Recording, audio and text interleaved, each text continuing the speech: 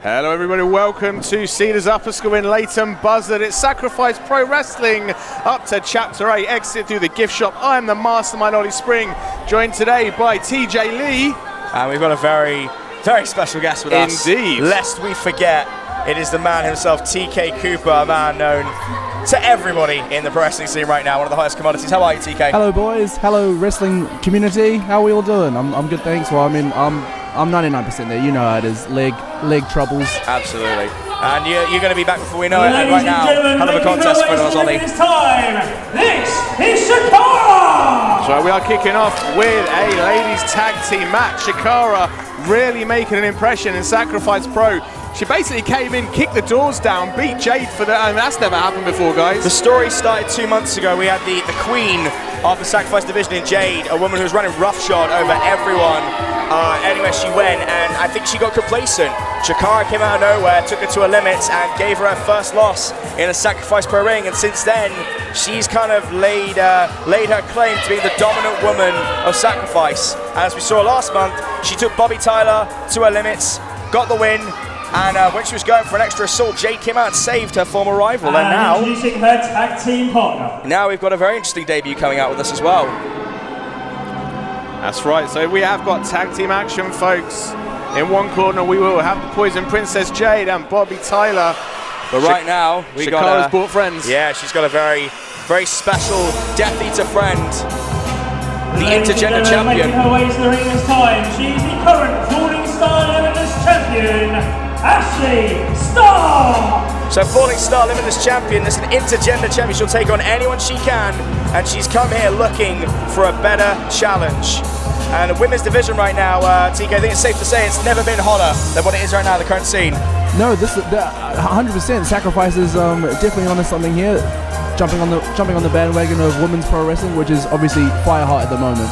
It's been absolutely ridiculous. We had some incredible contests going on this year, up and down the country. Women are making a name for themselves, obviously not just on the WE circuit, but the independent circuit. It's incredibly popular, and it's a wonderful time to be doing this.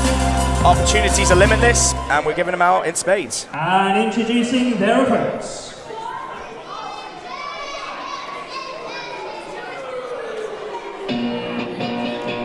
And possibly my favorite entrance music of all time ever. Got a lot of love for Corner Shop. Ladies and gentlemen, making her way to the ring this time, she is the blonde bombshell, Bobbi Tyler! I think Chris meant bombshell brute. But it was close enough, it was close enough. To be fair, I often trip over my words when Bobbi Tyler makes an entrance as well. She's a very charismatic young girl, full of life, full of zest, but she'll still kick your head off when she needs it. I mean, the rivalry her and Jayde have had isn't just contained in Sacrifice Pro. In fact, it really kind of kicked itself off in Home Wrestling. It has been all over the country, and the rivalry has been vicious. Ever since Home Wrestling made its return to the South, as I say, Bobbi Tyler and Jayde was the first women's match I called for Home Wrestling when they made it down south. And as I have seen little wars between those two, but I think they beat the respect into each other. I think once you've battled with someone enough, Ollie, regardless of your gender, eventually you have to concede that respect is something you earn. It's not something that you take. And Jayde, obviously injured on the sidelines, didn't want to watch her former rival be beaten down after what was a very good contest. And introducing her tag team partner. And music I'm sure we're going to hear a lot more of tonight. The music of the Team Mad faction, motivated and dangerous. This is their Poison Princess Jayde. A woman, she's made her name all over. She's vicious, she's nasty, and she'll take anyone on. Ladies and gentlemen, making her way to the ring this time, she is the current Hope Young Guns champion, Jayde! Of course, Jayde recently winning the Young Guns Championship in LCW. And obviously, it wasn't that long ago that Jayde took on Dahlia Black in a one hell of a contest, TK. What's your opinion on Jayde?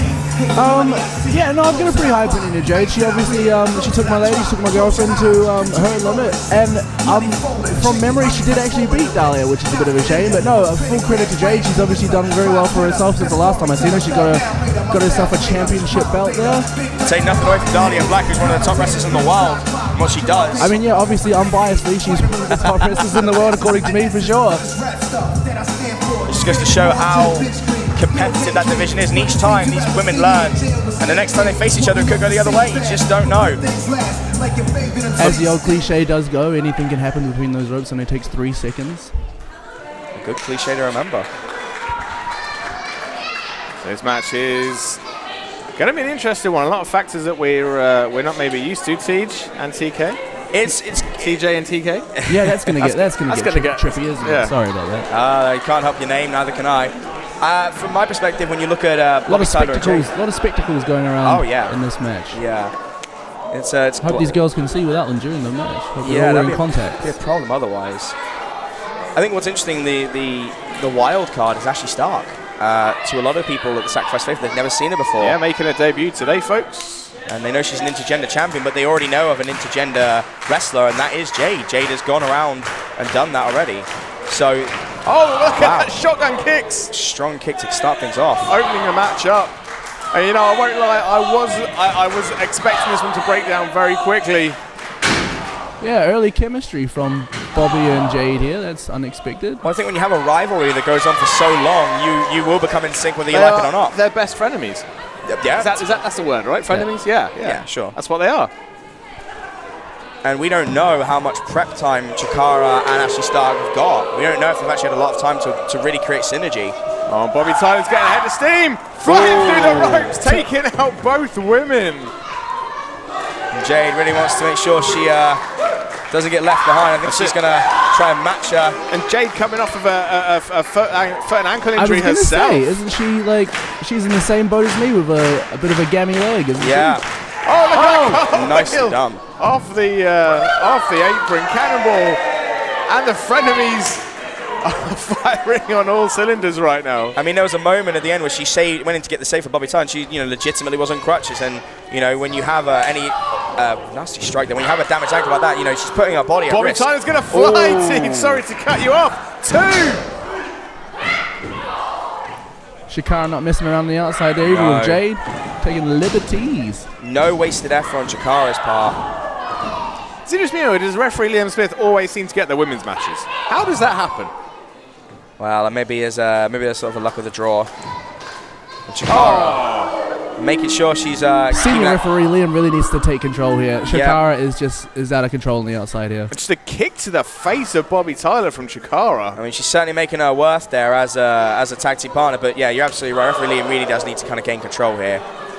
Have you ever seen referee Liam take control with a woman? No, but there's always hope. Pretty sure this is the most of nice misdirection there. The most women Liam's ever been around. Surprised he knows what he's doing in there, team.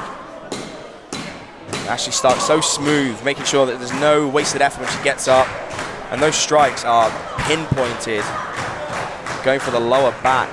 And obviously, if you can't keep a small base, you can't use your core strength, and there's no lifting that's being done. And wow, Ashleigh Stark. Just punks her out, spitting in the face, and that's going to play a factor. She shouldn't be messing about though. She should just be trying to get the job done. And that's the thing. Do you feel that's going to be a major factor as the fight goes on if she gets too confident? Yeah. If she's just going to take liberties here and just be spitting, when she could be stomping, just like Chakara. She could be wailing on her. She could be doing the damage. She could be on her way to the back by now if you just put the boots to her. So do you think Chakara is the muscle and she's the psychological sort of aspect of the tag team? It definitely looks like that way at the moment. I don't know if that was a plan from Chakara and Ashleigh, if they've been talking backstage or what's been happening. I mean, I've spent most of my afternoon backstage and I really didn't see them hanging out too much, so I'm not sure how much they really had to do with each other before this match. Wonder if Chakara is just got an extra body to fill. Then obviously Ashleigh Stark is certainly more than just a body to fill. She's a very gifted wrestler, but it makes you wonder if she's ever tried to learn about her psychology, how she does matches. So if she just said, I need someone to take out Bobbi Tyler and Jayde, you're it. Does seem that way. Obviously, like, Chakara is only human. A 2-on-1 match is not ideal. She needs a partner because it's just better to have 2-on-2 as opposed to going there alone. Despite her feelings of towards Jayde and Bobbi, obviously she needs a partner. It's better in the long term. And TK, what does that do to a wrestler when they're so close to their partner and they're being, fingertips away and their opponent is just pulling away? What does that do psychologically to you? It really does wreck you. Like, I've been in that position many a times in tag matches where you're literally fingernails away from making that tag, and it's just when someone puts a beat on you like Chakara's doing to Bobbi Tyler, then sometimes you just don't have it in you to crawl. Like, as much as you want to, you just can't. Yeah, now they're using psychology, making sure that referee Liam was getting his eyes distracted away from Bobbi Tyler in no man's land. So once again, it seems like to me like Ashleigh Stark is just providing the psychological warfare here. Definitely playing the mind games there, getting ahead of Jayde. I guess if you're Chakara and you need an extra body, you go out and you find the 4-star wrestling champion, women's champion, should I say. Quite a coup for Chakara, absolutely. Like, what Ashleigh seems to lack in, obviously, size, she makes up for in, like, a very good game plan, if nothing else. I mean, if you're taking on a litany of men and women to defend your championship, then of course you're going to have much stronger mental fortitude than most people. But look at this, she's just going for it now. Raining in those punches. She's going for like Kyle O'Reilly style palm strikes. There's malice behind every shot. Bobbi was firing up there, but Ashleigh got her with the throat chop there. Unfortunate. Unfortunate indeed. And moves like that, throat chops, that's exactly what you don't want at this point in the match. You already can't breathe as it is, you're getting beaten down, you're out of breath, you're short of breath as it is, and then to get chopped in the throat, that's only going to make breathing harder, it's only going to make getting up harder. Absolutely. And then kicked in the rib cage as well. Bobbi Tyler going for the misdirection once in a while too many times and pays for it. Wow, curb stomp into the buckle. Yuck. And obviously we know wrestlers are conditioned to go long matches, but in a tag team match where you're prepared to only be in there for a few minutes at a time, if you're lucky, there's got to be a limit that Bobbi Tyler's going to reach, but she's just got nothing more to give. There's only so much you can train for. I think what you're saying right there, TG, is that Bobbi Tyler needs to make that tag to Jayde. Jayde is just stewing on the apron right now. She's had to endure watching her best frenemy. And we don't know if her ankle is any better, Ollie. I mean, we don't know if it's fully healed. And, the wrestling bug is stronger than any other desire, are they? If you want to compete, you'll compete. And sometimes you'll do that in spite of your own health. We saw last month she ran in there with her crutches on. And maybe she's taking them off and isn't fully 100%. So if she gets in, is she going to be able to make a difference? Just the 2 count there for that quick roll-up. Bobbi really needs to make the tag. She really does. She doesn't look like she knows where she is, guys, right now. No, she was facing away. She actually turned her back to Jayde unknowingly, facing towards the steamrolling of Chakara, who has found a new level of viciousness this year. Anywhere she's gone, she has made sure that they know that you're not in there with a normal competitor. That's one thing I know about brushing her. Wow. If I know Bobbi Tyler like a thing, you do not get up in her face without expecting a slap in return. And Chakara seems to be feeding off that. She really enjoys seeing their determination fade away. She'll give them to get a strike on her, and then she'll just fire back and see that hope disappear. But Bobbi Tyler rallying now, using what little strength she's got. She's got to make the crawl. She's got to make the tag. You're absolutely right, TK. And right now, this is Bobbi Tyler's opportunity. The door is open for her to make that tag if she can just get to her feet. And here comes Chakara. Oh, Bobbi made the tag. We got our tag. Bobbi made the tag. Jayde's in. Referee Liam hasn't seen it. He hasn't seen the tag. Oh. Liam is sending Jayde. Jayde just made a legal tag, guys. But if the referee doesn't see it, it doesn't count as legal. Lord damn it, Liam. And now Chakara. What's this? Oh, wow, right double to the back. knees. Oh, not again. Oh, and the back of Bobbi Tyler's head. Again? Oh. And oh my 3 God. for 3 hip attack. That is a lot of humanity going straight into a turnbuckle. It's just that level of ferocity by Chakara, just up in the gears. How long can you run on fumes for, TK? How long, when your adrenaline is running through, can you keep pushing past that threshold of pain? Ideally, you can go as long as necessary. Like, regardless of what your body may be telling you, as long as you've got the mental game to get to the other side of this. Like, obviously, here we go, Bobbi's speeding up now. This is exactly what I'm talking about. She's still got a little bit in the tank. That's that Bushido, that restless spirit that we hear so much about. Both girls ducking the kicks. Oh, an enziguri from Bobbi Tyler. And these women know. That's what I'm saying. That's literally what I'm saying. Yeah. Look at Jayde itching to get in this match. No matter how tired, no matter how worn, you're always going to have that little bit in the tank that tells you to keep going. That's the restless spirit. Here comes Jayde. Liam saw it. Catches the kick, goes for the knee. Ducks a clothesline. Nicely done, another knee for good Knee measure. for Chakara. And now Jayde really looking to reclaim that crown as the Queen of Sacrifice. Oh, that was a hell of a kick. Gets the misdirection on Ashleigh. Nice Side straight slam. down. That was a very nasty slam. She responds with a big boot. Chakara doesn't want to go quietly into the night. And now going back for the throat chops like we've seen already. Firing up with those strikes. Saying if you're going to do that to my partner, I'll respond in kind. An eye for an eye.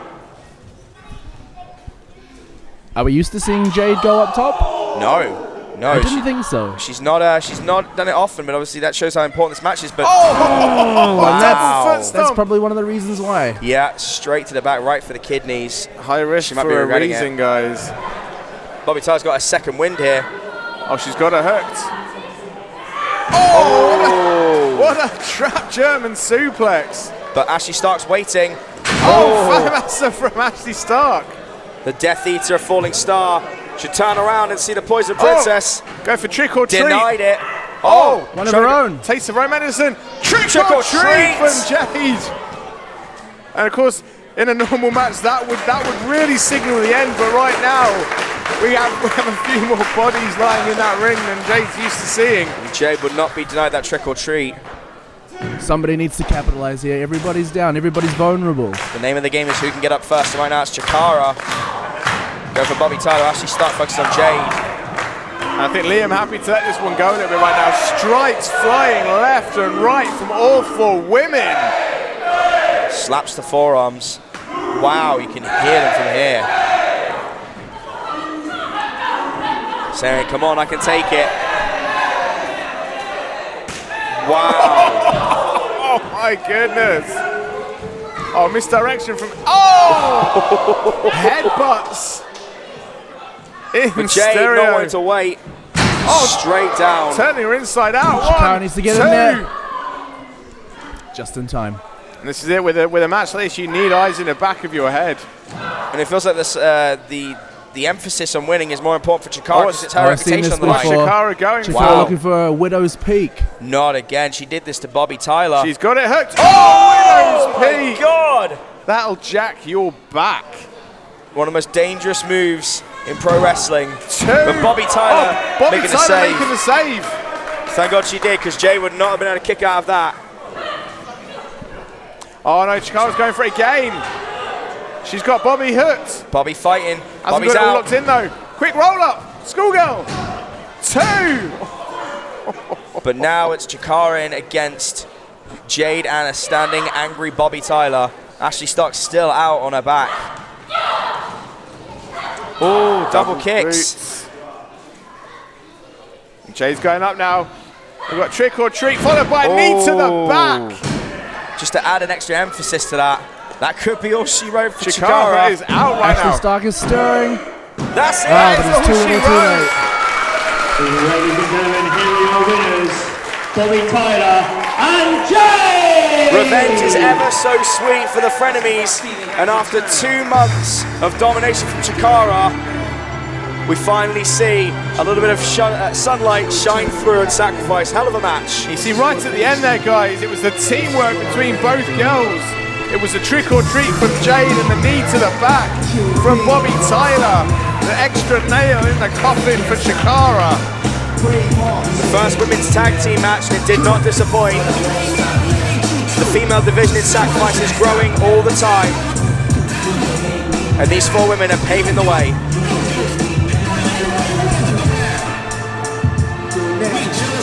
Guys, what a way to kick off Sacrifice Pro 8. Sounds like Bobbi Tyler's got Exit through something the to gift say. shop. Yep. Hello. Oh, it is working. Everyone just seen that? These ladies, despite everything they've done, that was outstanding. I Do you agree. agree? Don't think she's wrong there. It's freaking amazing. Differences aside, every single female in this ring is incredible at what they do. Doesn't matter if you cheat. We'd rather you didn't, but who cares? We could do it anyway, so it doesn't really matter. What I'm getting to. right, don't make me take it back. Keep it shut. What I'm getting to is that every other division at Sacrifice Pro are getting commendated for the hard work they do, apart from us. And I just want you all to know that despite how good you are, and Jayde, I love you so much, but despite how good you are... Tej, wait. No. What the hell do they want here? What is This is Brick Lane. Banksy, Mr. Brainwash, and Shepard Ferry. I don't know what interest they have in being in here. They have never walked in on a match like this before. Look, it's the three amigos. I don't think toying them was a wise idea, Bobby. They have an agenda. What's going on? They have masterpieces to put. Take him back. Tej say, guys, they are. Brick Lane is now in the ring. Ashley Starks rolled out. It is 3-3. I don't know what you want. And straight code breaker. Masterpiece. What? That's the first masterpiece planted. And Chakara applauding. I don't think she realizes that Brick Lane do not care for what she thinks. Jeez, this is a very tense situation right now. I mean, look at Shepard Ferry. Just there's nothing behind those eyes.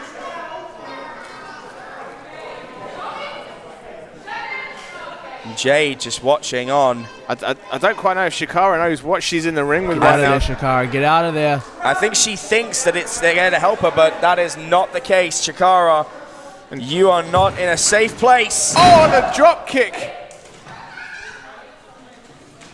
And a cutter. That's the first time we've seen that from... And that was a nasty one. Anyone in Brick Lane. And Jayde. Whoa! Oh, look at this. It's Team Mad. Team Mad coming to the rescue. Making sure that they don't take out one of their own. Coming to the rescue of Jayde, and thank goodness they did. And Brick Lane just exiting there. What the hell were Brick Lane doing out here? Planting a masterpiece, but hell knows why. Last month they attacked male competitors, they attacked referees, but they've never laid their hands on a female competitor. TK, what do you make of this? What did I just see? Precisely. We still don't know. I've been investigating these guys for literally months. I'm not going to say I've wasted that time, but so much of my time and energy, and I've got absolutely nowhere. Folks, the show, as they say, must continue. Despite Brick Lane making an appearance. I mean, you know what, guys? I kind of guessed they would. I feared they would. But onwards and upwards, we got to continue on. We have a hell of a stat card, and we just got to hope that these guys don't keep making appearances. But folks, we have a very special match. Well, this is the Phantom, but I don't know if the Phantom's involved in it.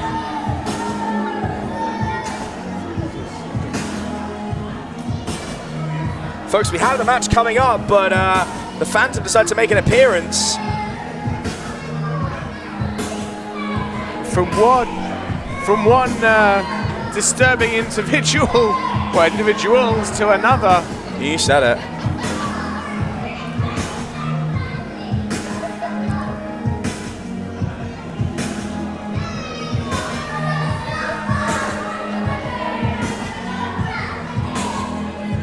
Still not quite sure what the Phantom's doing out here. There hasn't been a match announced. Sounds like he got something to say.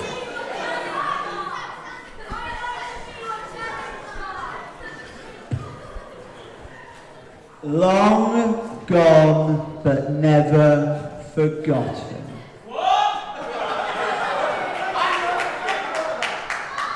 Despite my absence over the past few months, I've still found a way to make Twister's life a living hell. Of course, we haven't seen Twister for some time. He's been tortured.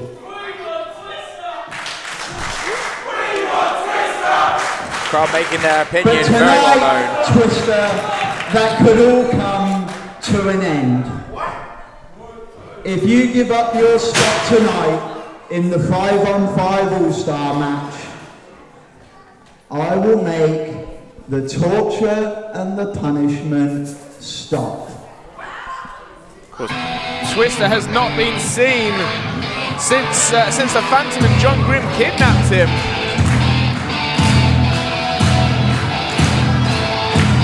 I mean, who knows what he's been doing? Obviously, he says torture and kidnapping. Here he comes. Here we have Twister. New music, new gear. Back with authority. And obviously, when you have someone come out and lay down a challenge like that, how can you refuse? The last time these two were involved with each other, the Phantom with the man known as John Grimm tied up Twister and dragged his lifeless body out of the ring to parts unknown.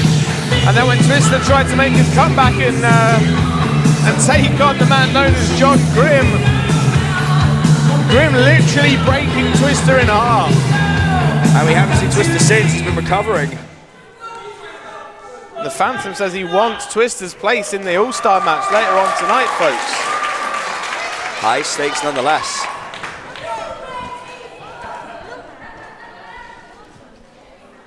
So, Twister, do you want it to stop? Do you want the beatings to stop? Do you want the punishment and torture to stop? It's easy. Just give me your spot tonight in the 5-on-5 All-Star match, and it'll stop. TK, what do you make of that offer? Is that something that you think Twister should take up?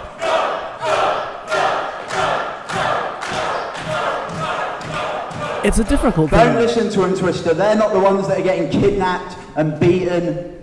It's you. I mean, is putting up with a little bit of physical torment worth, saving your own spot to be potentially #1 contender by the end of the night? I mean, everyone wants to be king of the mountain, right? Is it worth it? I said, I accept the challenge. High stakes indeed.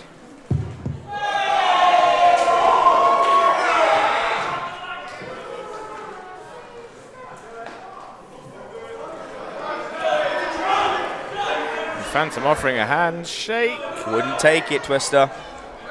Wow, Twist and shout! Twist and Nicely shout! done. Oh boy. But the man is John Grimm. I mean, these two guys will face off later on in that All-Star match. And he broke Twister in half the last time they faced each other. This is just this is a gross mismatch here. You said it, TK. Oh my God. Is there anything Twister can do, TK? I would like to say I'm shocked or surprised at what just happened, but I am 100% not. I feel for Twister, obviously, like... But... And this unlikely pairing of John Grimm and the Phantom. Well, that's Josh Shooter. Josh Shooter to the rescue. Josh Shooter, of course, will be on the same team as Twister later on. Josh making the save for one of his partners. But of course, as we know, if that team wins, right after that, they face each other. So it is a temporary alliance. I don't know if this is wise. No, I think in a situation like this, Josh Shooter's just doing what's best for Josh Shooter and what's best for his team. He only needs Twister to get him half the way, and then he'll do the rest of the work. Do you think you should make another kind of statement here? Instead of just carrying him, you should drop him?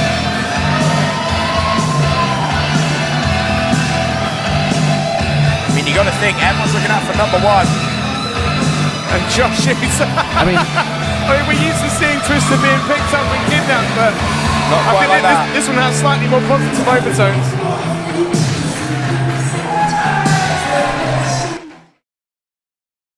Sacrifice Management received an email yesterday morning saying that this next person that's coming out has demanded to be on this show. So at this time, ladies and gentlemen, I would like to...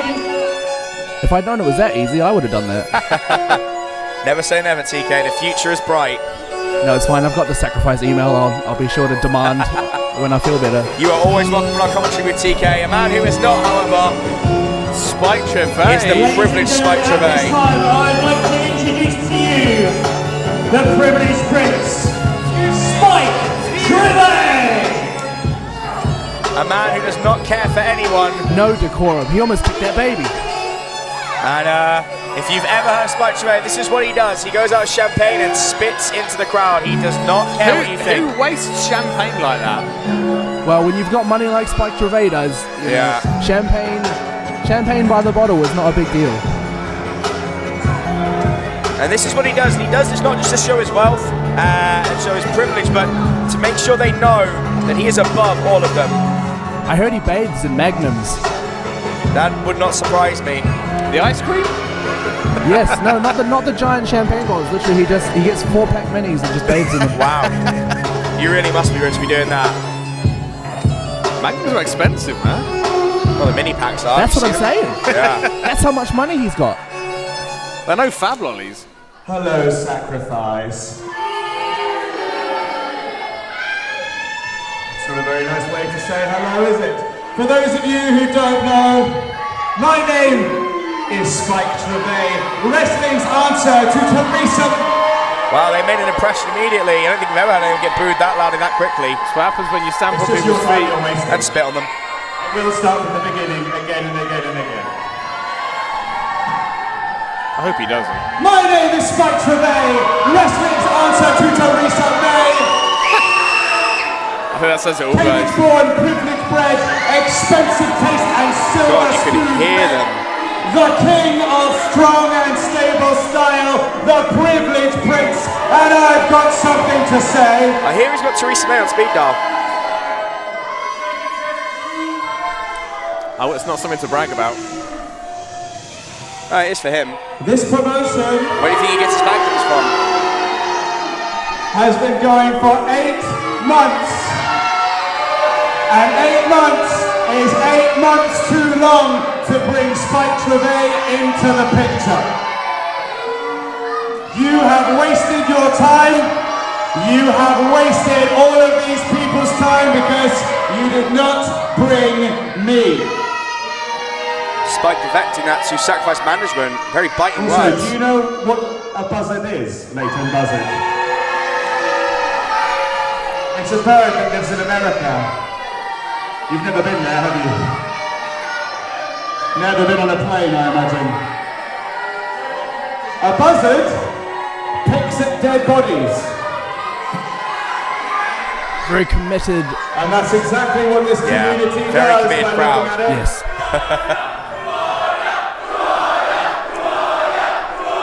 These people here month in, month out. Not they know committed the to remembering names, though, by the sounds of I will things. tell you about who I am. Let's hear yours.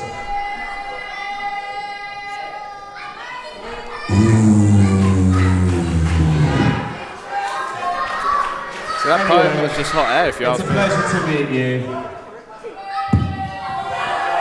Well, No Spike respect Trivet for the microphone. didn't wipe his feet when he got in the ring either. No respect for wrestling in general, for the looks of it. Is nothing sacred. And introducing his opponents. Not to a strong.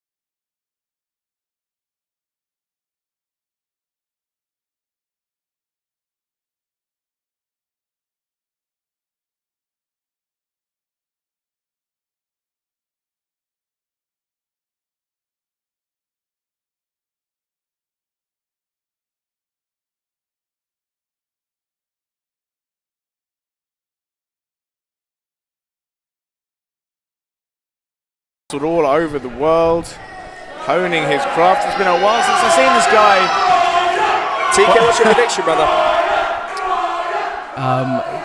Purely based on aesthetic, I'd go Joey's probably a pretty safe option. So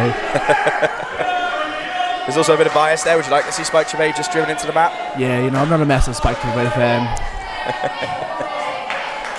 I think when you have anyone who feels that they're better than everyone based on monetary gains and privilege, I think we all... Yeah, you know, I think I'm better than everyone, but I don't go around like bragging about it. So if you get staying humble, right?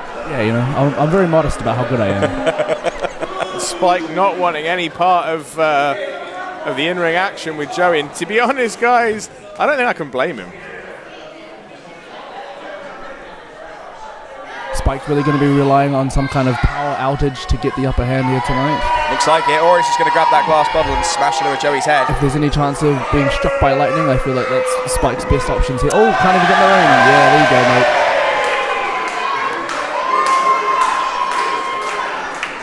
You know, what's interesting to me is Spike Trivet spends a lot of his time in the UK, you know, going up and down the scene, whereas Joey Ozbourne is a man who's been with Ring of Honor, has been all around the world, and had a different caliber of talent take on him. So I feel like their experience is going to play a massive, massive factor in this match. And we have the opening bell. And he went for the bottle. He's offering him a sip, I think.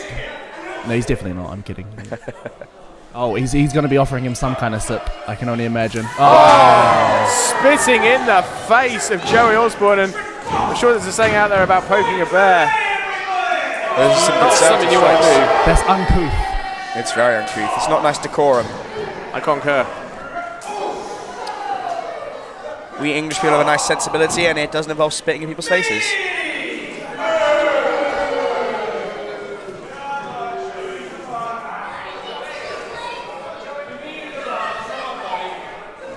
Oh, wrenching of the arm as he pulls him for the deep Irish whip. Joey dumps. Joey just challenging him there. there. Oh, I hit him with that corner. Lovely side clothesline. going And for a it again. second. I'm not 100% on what moves Joey usually likes to use to finish off his opponents, but I was briefly speaking to Spike Trivet earlier, and he said to watch out for the Simon driver. I'm not 100% sure what that is, but he said you'd know it when you see it. So keep your eyes out, boys. Are you sure he wasn't talking about his driver that's called Simon? That's a good point. That's a very good point. I feel like that's something that Spike would definitely have, but then you feel like he'd come out with him just to protect his interests. Was it technically a chauffeur? I don't know. Oh, we're just ducking that kick at the last minute. I think they call them the help, Ollie. That's what they call them, the help. Oh, what do you call the guy that drives your yacht for you? Me? I don't. Obviously not you personally. Yeah, I but gotta like, say. I've seen pictures of yachts. Ferryman? Maybe a ferryman? Yeah, you know, maybe that's what Spike was talking about, the captain of his yacht. I'm not sure. Or is he the captain? I don't know. I'm not really sure on the hierarchy of boats. Yeah. I'm not actually sure myself. Whatever he is, he's a man who clearly doesn't want to have much responsibility but control everything. So maybe he's like an admiral. Speaking of things I wasn't expecting to hear today, Spike Trivet seems to be in control of Joey Ozbourne. He's working him down. He's trying to well, work when you against his bag in pace. as many magnums as Spike Trivet does, you pick up a few things. And maybe he gets into a fugue magnum state and achieves a level of enlightenment that we plebeians can only dream of. Maybe that's the secrets to wrestling, TK. Bathe in magnums. Spike's onto something. He knows a little bit more than the rest of us. Maybe you should, for physiotherapy, start going to magnum massages. I'll have to have a word with my physiotherapist for sure. See if that's the new treatment maybe that's what I'm missing out. Maybe that's why it's taking me so long to get better. That's the key that you're missing out, my friend. Yeah, you need the double caramel ones though to really give you the zest. Extra sugar. Absolutely. Right now. Speaking of extra sugar, there's not a segue. There's nothing there. I don't have anything. You are a blessing to have on this commentary team. Thanks, Steve. Wow. Sorry that I haven't blessed you over the past you know you're a blessing. I am the dead weight in this Trivet team. wearing down that shoulder though. Like, yeah, as much as I like to make jokes at Spike's expense, he does know what he's doing in there. Oh, he's been doing this a long time, and while privilege he's a mechanic. He's in there. He knows exactly what he's after. Privilege may precede him, he knows exactly what he needs to do to get a big man like Joey Ozbourne with a lot of muscle down, and now stepping on that arm, hyperextending the shoulder. Oh, double leg drop to the arm. He's been really focusing in on the arm, and I guess if Joey Ozbourne doesn't have both of his arms at 100%, he can't quite pick you up and throw you around just as much as he'd like. So TK, if you're Joey Ozbourne right now, what do you think is one of the keys to victory? What has he got to do to turn this around? Well, I would have said like the obvious size advantage, and you just assume a power advantage, but Spike has really done well to wear him down. Yeah. I gotta be honest, guys, I wasn't expecting this. Spike just needs to stay on top of Joey here to make sure he doesn't get any time to recoup. And not pay attention to the crowd, maybe, because right now he's spending a lot of time working with the crowd. He does seem a little bit too heavily involved with the crowd. Just wrenching that arm in ways it is not meant to bend.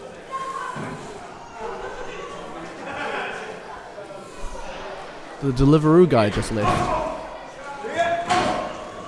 Maybe it was some extra caviar for Spike, assuming he wins, but right now, not something he should be presuming himself with, because while Joey Ozbourne's down, I don't think he's out.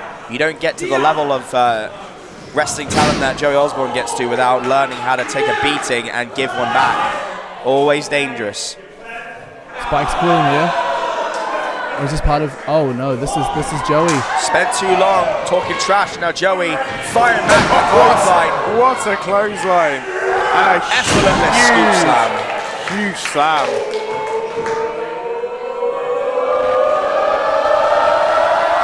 Bring the crowd to a fever pitch. Wow, that, my friends, is a leg drop. Elevation on that, beautiful. Just the 2 count off that huge leg drop. Hey guys, I think this really is a cat and mouse game right now. I think if Joey Ozbourne can get his hands on Spike and keep them on him, I don't think this one's going to last much longer. The pendulum of victory is swinging very, very succinctly into Joey Ozbourne's corner. It won't stay there for long. He doesn't want to make Spike Trivet's mistakes and start focusing more on what his opponent's saying rather than what he's doing. Shouldn't be giving him time to recover. Like you said, TK, don't give your opponent time to recover. Joey asking for suggestions from the crowd. Should he do it again? Oh, but he's taking too long. He's given Spike that time. That's you called it, TK. TK. This is why I said. You called it. This is why I'm the wrestler. And also because me and Tej are both, slightly overweight and out of shape. I mean, I wasn't. Cheers, Ollie. Thanks, Ollie. Gonna go and eat my feelings away now. I mean, and that's why you'll never be a wrestler. I'm definitely lining up the cupcakes at the other end of the venue, but that's just me. Do we get commentary discount? I'm sure if we ask nicely. I've never tried that. In 8 months, I've never tried that. We should try that. You could pull rank and say you're TK Cooper. I could definitely try. You could say your team, I could, but it doesn't quite have the same ring to it. Wow, just stepping down on that elbow. Oh, I'm clenching my own hand right now. Just like... Never a nice move to watch something happen to someone. And the demeanor has changed in Spike Trivet. No longer smiling, no longer playing with the crowd or goading them, just absolutely livid. And just as I say that, he goes back to the crowd. He can't help himself. That's narcissism at its finest. If you ask me, Spike really needs to be staying on top of Joey Ozbourne right now. He's got the guy down. He's giving him chance to recover. An always dangerous man should never give him any chances. This looks like a bad move for Spike. But I'm 100% wrong. But Joey Ozbourne's not gone down, TK. On one knee. He's going to try it again. It might be more impactful from that corner, I think. Joey does not know where he is right now. Second axe handle. But still not going down. He's teetering. And then lands, puts his weight on the bad arm and immediately has to let go. And that's the work, the mechanical work, you said it, TK, of Spike Trivet. Almost surgical dissection. Oh, he's going to try the axe handle from the top this time, is he? That'll definitely, like that's the icing on the cake. If he can hit that, if he can hit that, that's going to be all she wrote. This is going to be 3 for 3 if he hits it, guys. You can go from this into the Simon driver, as you said to look out for.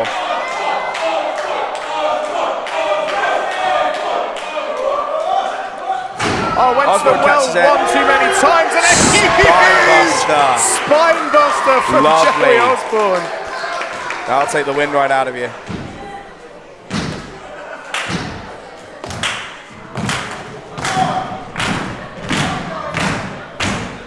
People starting to feel it now, start to get behind Joey Ozbourne. He's begging for it. Oh, he's shaking out that arm though. Yeah, I think when he hyperextended it and Spike stamped on the elbow while it was bent backwards, it's really having an issue. Might have tweaked the shoulder, could have damaged the elbow, rotator cuff issue, you just don't know. Wrestlers carry so many injuries to them around the world, and they take us to the end to get there, but look at that. What Fine with the good arm. Joey, what have we done? You're going to hear those slaps. Spike spent too much time working the left arm when he should be working the right. Man, Joey Fraser working right.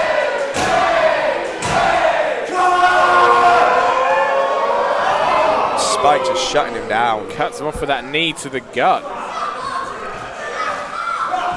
Wow. And another kick to the shin. Joey's got to capitalize here. He's got to move. He's got to move. Up and Going out. up and out. Up and out. He's got What's he Spike going in for? his sights. Oh, what a boot from Joey Ozbourne. Right to the temple, mess up the equilibrium. Pop up.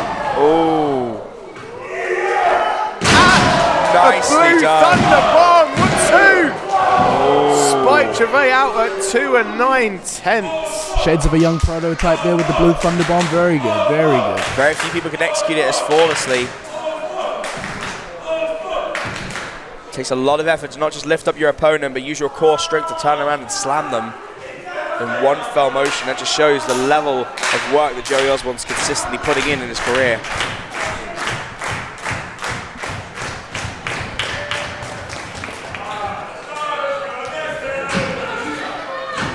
Gets him up again. Went to the well too many times. Spike scouts it, goes in. Oh my goodness, double knees to the arm. Back to the Oh, bad he's locked it in. Oh. Rings of Saturn style submission. He wants Joey Ozbourne to check his privilege. Joey's going to scoot his hips and go for the ropes. TK, in this move, what else can you do aside from reach for the ropes? Literally, all you've got here is your legs to roll wait a through. second, Oh, though. he's Rolled him up. Uses momentum. Nicely done. yeah. Generally, when you're in that hold, the only thing you have to use to get your body to move is literally just your legs to scoot yourself along. But Joey obviously mastered it. Rolled him over, saved himself. Whoa! Wow. Spiked him on the head. Wow. DDT. Oh, I thought that was it. TK, if you're Spike Trivet right now and you're pulling out all the stops, what else can he do? I feel like we're just waiting for Spike to wear him down enough so he can hook in whatever the Simon driver is. I think we'll know it when we see it. Steep DDTs like that will definitely get Joey in a position that you'd imagine. Make him weak, maybe, yeah, he's still dizzy. Vulnerability is what we're after here. The name of the game. Now he's trapping the arms this time so he cannot protect his head. Joey just saying no. Could have been looking for the Simon driver there, but Joey not having it, spins him out. Oh, kicks the arm away. And that bad arm that Spike spent the entire match almost working on. Misses the knee. Oh, what a huge power bomb. Pop-up powerbomb lands. Oh, he's not He's finished. not done. Look at the strength He is of Joey not Ozbourne. finished. Oh, with authority. 1, 2, 3. It's Joe Tista bomb. Ladies and gentlemen, here is your winner, the international superstar, Joey Ozbourne! Well, if that's not the name of this move already, TK, I think you just coined it the Joe Tista bomb. What a hell of a debut for these two men. I think even though Spike Smith not went over the crowd, they put on a hell of a match. And maybe that 8-month wait was truly worth it. Yeah, Spike may not walk away with the physical victory, but he'll definitely take home a moral victory. Great showing from Spike Trivet. Congratulations, Joey Ozbourne. quite a debut from both men. Beautiful match. Two men that really wanted to be here. And it just goes to show we're constantly growing as a brand, as a territory, and as a company. Where we can get guys like Spike Trivet and Joey Ozbourne in. And referee Niall raising Joey's arm in victory. Got to raise his arm at the drop though. Key. If your music fits, that's exactly what you got to do. Otherwise, it doesn't feel as epic.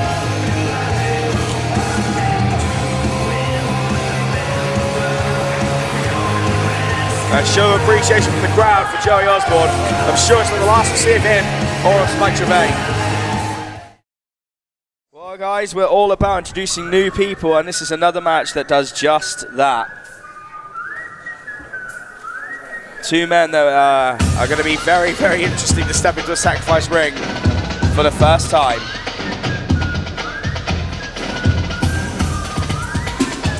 Gosh, there's one thing I love about Sacrifice Pro, it's that new talent initiative. Bringing in guys that we're not used to seeing every day.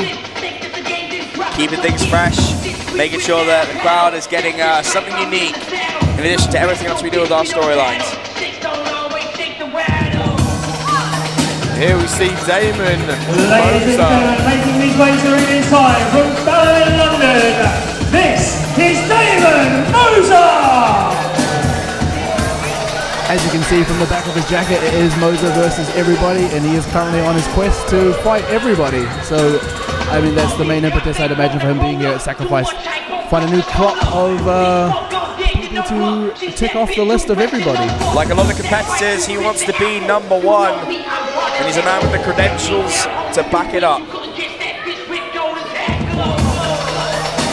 Moser has a very no-nonsense, whatever it takes style of wrestling. Very familiar with him. Yep. BJJ, Muay Thai, kicks, punches, that sort of thing. So. And introducing his opponents. And a lot of wrestlers these days, they do train in MMA to a degree as well as doing their wrestling acumen, which gives them an even more dangerous feel.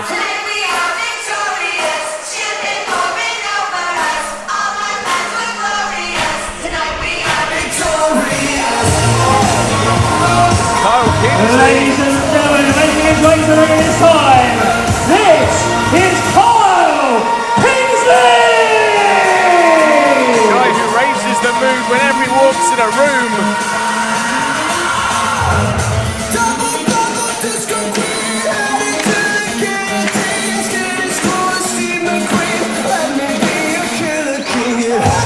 A man with a lot of charisma, part of the Filthy Gorgeous stable. This man's had a hell of a year. And he's looking to make a singles breakout in Sacrifice. Has been chomping at the bit, much like the last two that we just saw, to get in this ring. And Sacrifice management are all just too happy to oblige. A deceptively strong man as well. This is Kyle Kingsley.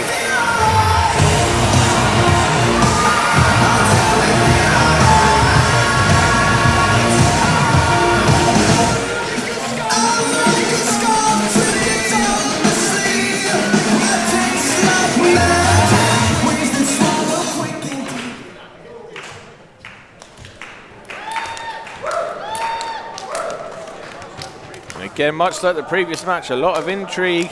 First time we've seen both these guys in a Sacrifice Pro ring. Make no mistake, they have been around the block more than once. But right now, folks, anything could happen in this match. Thankfully, no champagne bottles brought out there. Nah, that'd be pretty unfortunate. David Moser made a name for himself. He became known to everyone back in Progress back in 2013. And ever since then, has really made sure that he is constantly in the conversation, as people know exactly what he's about. And now he's on his own. He is really determined to just take that top spot and do it whichever way he can. It wasn't that long ago in ACW where he was involved in a hell of a triple threat against Paul Robinson and Jimmy Havoc for the title. And does things like this just to get in the head of his opponent. Yeah, it's like you were saying in the earlier matches. It's all about mind games in the early stages. If you can get the mental advantage early on, then you've already beat them. You got to think a guy as positive as Kyle Kingsley, is that going to work on him? Does every man have a breaking point, or are there some that just simply will not break? I guess we'll find out.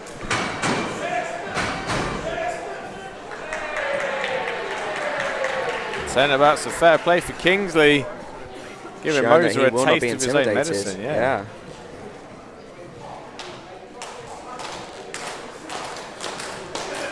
So then for what looks like to be a test of strength. No.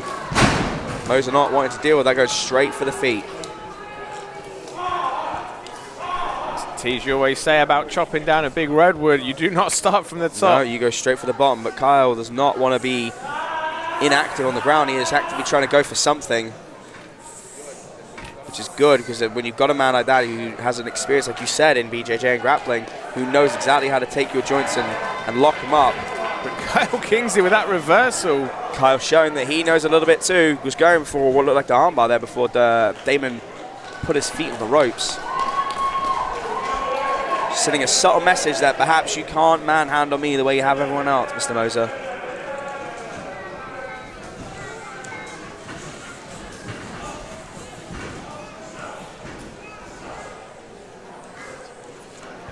Now side headlock cranked in. Just trying to get in deep, really drag him down.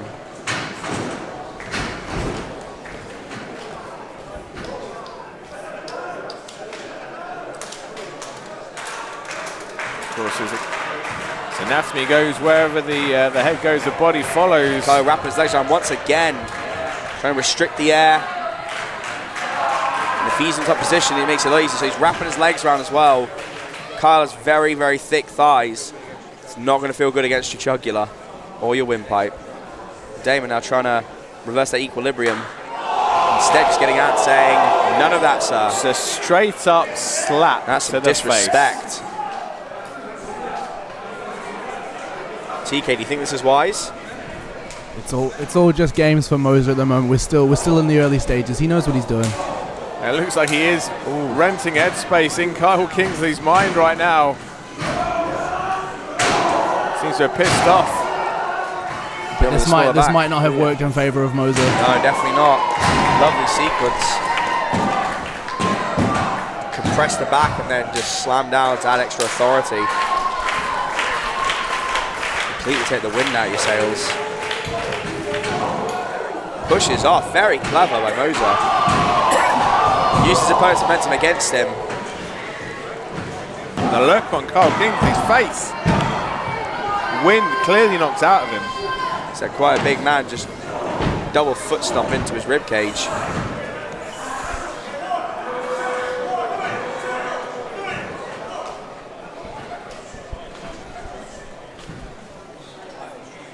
Kyle just trying to grab some air there, but Moser doing exactly what perhaps Trivet didn't do, and not giving him a chance to breathe. He's making sure that he's constantly on him, that he knows he's right behind him, and he's going to suck the air out of his lungs if he tries to take in too much, so he can't get any energy, can't get any offense.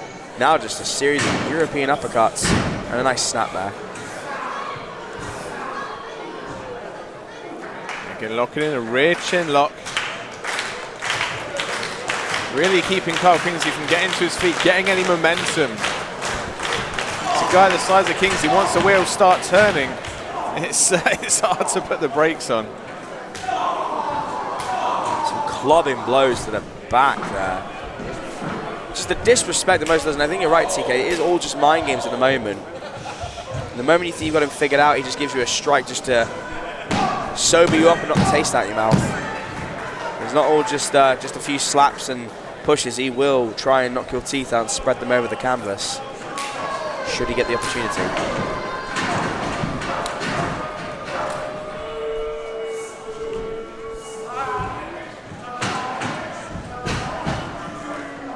You got to think, TK, that he could be doing a lot of other things right now that are just putting his foot in his face. It's methodical though. Yeah, that's what he's absolutely. doing. Piece by piece, he's picking the big man apart. Is this what you would do? He knows you can't. He knows you can't go in guns blazing on a man like Kyle Kingsley because he's just too big. You gotta pick him apart. Yeah, and then is this what you would do if you're in his shoes right now?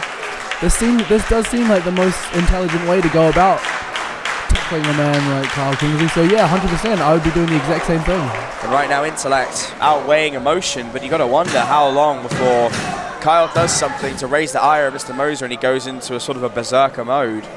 And yeah, you can only imagine there's a gear change coming from either man here, but at the moment, like, what Moser's got for now... Oh, I spoke too soon. Here comes Kyle. Nope, I spoke too late. It's over.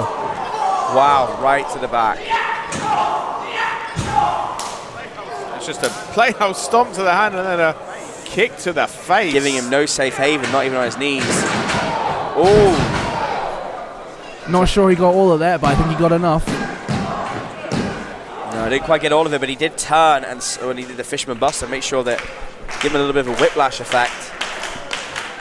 So it could still be effective. You see Moser really in no rush in this match, definitely playing it at his pace, staying in control. Yeah. And as you said, TK, dissecting Kyle Kingsley right now. Moser definitely in the driving seat in this match. Well, look at Kyle's face. He may have taken too long. Wow, He may have taken too long. At that. Like you said, TK, gear change was coming. Beautifully done. A couple of forearm takedowns from Kingsley. Picks him up. Oh, and a nice backbreaker. And for the first time in this match, the pendulum of momentum might be swinging in favor of Kyle Kingsley. Moser's got to be careful here. Off the ropes, picks him up. Look at that. My goodness, Using the momentum against him. Around into a backbreaker. That'll dislocate your spine and disorientate your mind. What's Kyle suggesting? He's going to go up, is he? He's going to go up. Well, we've seen the big man it. fly. He is deceptively agile. In fact, when they had the when he was with Filthy Gorgeous taking on CCK, he did just that, and it was incredibly impressive. Wait a second, victory roll, 1, 2. Wow. Moser almost stole it there.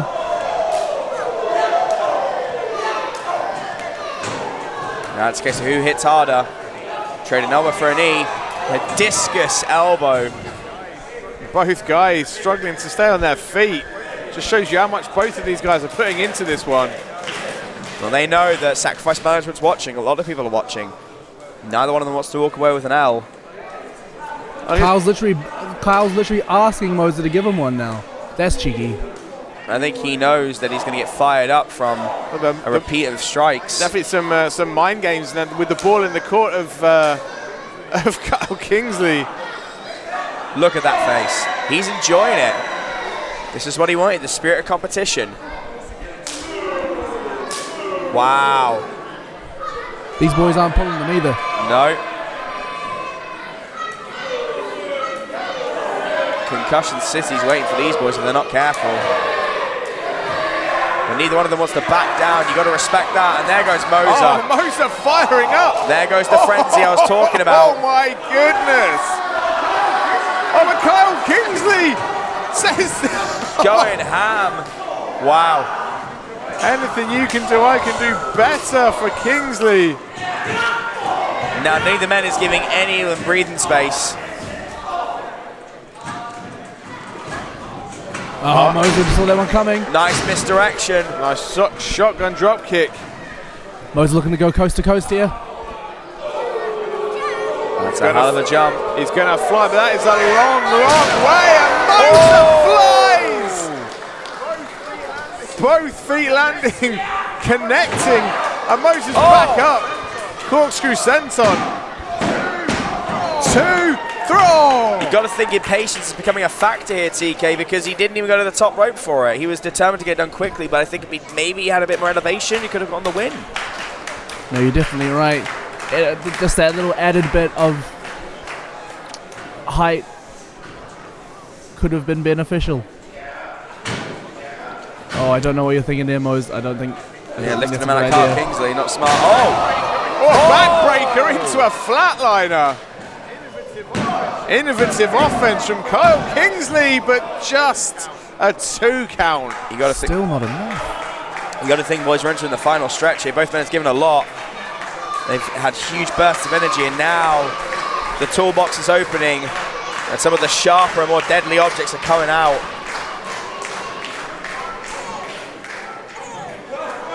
And it's the electric chair. Again, Kingsley's got him up. Oh, couldn't quite get it. Oh, bicycle kick. Flush on the jaw. And this time he's going to try and get hold of it. Couldn't hold him up for elevation. Going up again. Oh, my goodness. Ushigoroshi almost. That's nasty right on the neck. And knee trembling. That's wow. it. That is it. We're done. 1, 2, 3. Good night, Kyle Kingsley. Moser 1, everybody 0. My goodness. Kyle Kingsley gave it everything he had. Here is your winner, Damon. Here is your winner, Damon Moser! And the key there, boys, was the knee to the back of the neck and then straight round to the front of the jaw. I mean, it was picture perfect. The story there was he couldn't quite get the elevation early on. He went back to the well again, worn down. He worked over that neck the whole time though. Moser had a game plan from the start. He took a shot and he didn't miss. Like you said, he knew exactly what he was doing. He was methodical, he knew where he was going with it. I think Damon Moser just started a new campaign for me versus everybody in Sacrifice. So boys, the first of 2 titles going out. The story began here in Sacrifice at our very first show in April in a 2 out of 3 falls match. And if these 2 boys had lost that, they would have had to break up. As the story goes, it was a hard-fought contest, and over nearly half an hour, they were 1-1, and they got the final win, and continued. And since then, we've seen a lot of success from both teams. But I think it'd be hard to deny that Sugar Jay and Owen Charles are not fan favourites here. And this has been a long time coming. I think we all knew it would end up back here again, but this time with titles on the line. TK, you've been following Sacrifice for a while. What do you think of the Bromantics? I just really want to shoot. I think they'd let you. I think you'd be one of the few people they'd let. I'd be really grateful if they did let me shoot. See, as you mentioned it, main event of Sacrifice Pro 1. Team Mad versus Bromantics. We've seen members of Team Mad and members of the Bromantic go one-on-one. We've seen a ladder match involving both of these teams. And introducing their opponents. In years to come, when you read about the history of Sacrifice Pro, it's going to be hard to ignore the work that both of these teams have put in.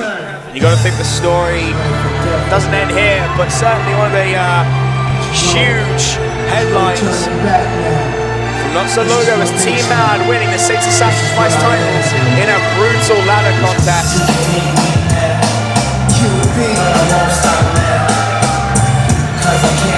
And surprisingly, a crowd cheer, but these guys have really shown that they were willing to put the work in to get the tag team belt and defend them with honor. This is the thing with Team Mad. You might not like the way they have conducted themselves over the past 8 months, but you know what? You see the goals around their waist and you have to respect them. When you are the first of something, respect has to come with that. I've known both of these guys for many, many years. Look at that, holding the belt high in front of Owen Charles, saying if you want some, come get some. Regardless of if you appreciate how they've done things in the past, it's hard to argue the fact that they deserve those belts that they are carrying right now, guys. And TK, when you have a rivalry that goes on for so long and then finally culminates with belts, you think that's almost picture perfect in a way? No, totally. This is where this was meant to be. This is exactly the kind of stakes that this match deserves. Almost like it was written in the stars. And of course, Owen Charles winning the opportunity for this title match. Ladies and gentlemen, this is your first half main event set for one fall. And it is for the Saints of Sacrifice Championships. Introducing first the challengers in the corner to my left. They are the team of Owen Charles and Sugar Jay, the Bromantics! A lot of crowd support here for the Bromantics.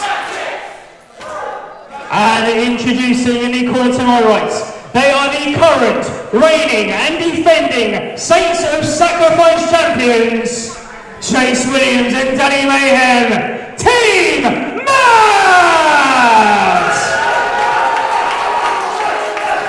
Owen Charles overcoming Dan the Man, Frankie Vegas and Kent Nelson last month in that #1 contenders match. A brutal contest, but it just showed how much they wanted, especially after what happened in the Golden Tag Tournament, where you would argue Bromantics were cheated out of their chance at the finals. I think they were very hungry and they worked incredibly hard to get here for this. folks, what you are witnessing right now is two perfectly well-oiled machines. They know each other inside out, both their partners and their opponents. No matter what we see between that bell and the next, pretty sure that the 4 men involved in this match will have seen everything coming. TK, you've been involved in tag team wrestling heavily before. If you're Team Mad right now and you've got the gold and you know everyone is watching you and you're your greatest rivals, you know there's 5, 6 teams watching you behind, do you put all your focus on your opponent, or are you thinking about the next opponent as well? I feel like Team Mad only ever ask themselves one thing. And what is that? I feel like you know where I'm going with this. I think as long as they got that confidence, they know who has indeed got it, perhaps that'll carry them on. Certainly when it's your rivals who know you so well, you would argue you have to put more effort into developing new techniques and new tricks and new counters because they know everything by this point. Well, yeah, they obviously know each other move for move, and literally, as I say, they go move for move there. Look at that. And this is the thing, both teams, all 4 men know each other so well between the ropes. And now we have Shogun and Danny Mayhem coming in right now.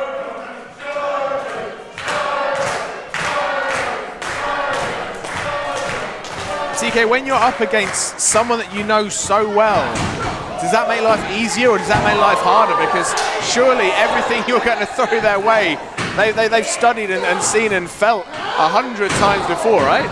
It's definitely a double-edged sword of, I know exactly what you're going to do, but at the same time, you probably know what I'm going to do, and it's up to me to try, well, punk you out, I guess, and figure out ways to do things that I would normally do in a fashion that you don't expect so I can get the upper hand. Forces you to change, to evolve, throw something into the arsenal that you're not so used to using. That was a beautiful scene for Shogun Jayde. And again, right there, Owen Charles would usually go for that boot to the face. Oh, a standing moonsault Nicely done. from Chase Williams. Talking about things that we're not used to seeing. And they know how important these titles are and how much they want to maintain them. And look at Owen Charles, suicide dive. Wow. Oh, he hit the floor hard. I hope he's okay. That was very, very hard. If there's one thing I know about Owen Charles, oh, look at the super kick. What's a kick? Out of nowhere.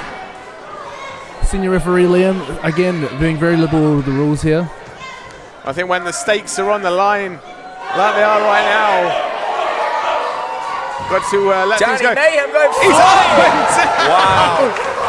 Determination. And this is the side of Team Mad we have not seen here in Sacrifice. Determination, their name is Mad. Putting their bodies on the line, high risk, high reward for Team Mad so far. For the highest reward, the Saints of Sacrifice belts. And now Chase Williams not going to be outdone by his tag team partner. Up and over the top! Beautifully done.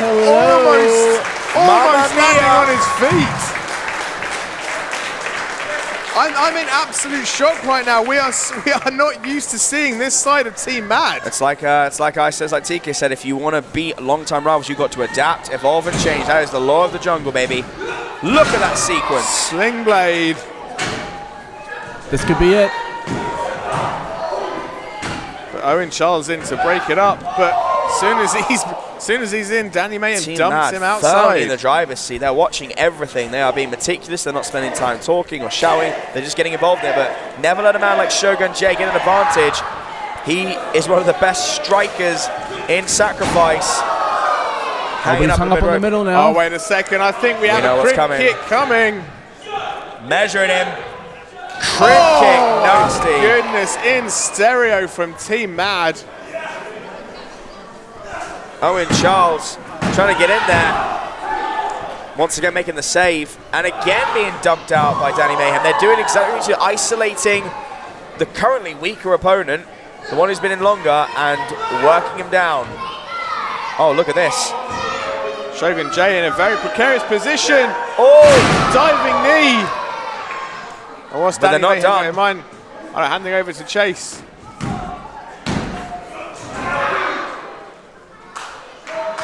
Danny Mayhem making sure the legal man got the pin there, I think. Oh! Was holding on like a... Nicely done. Boot to the face into a crucifix. 1-2. These guys are not wasting time with holds And submissions, they're just going straight for the jugular. And now Chase dumped to the outside.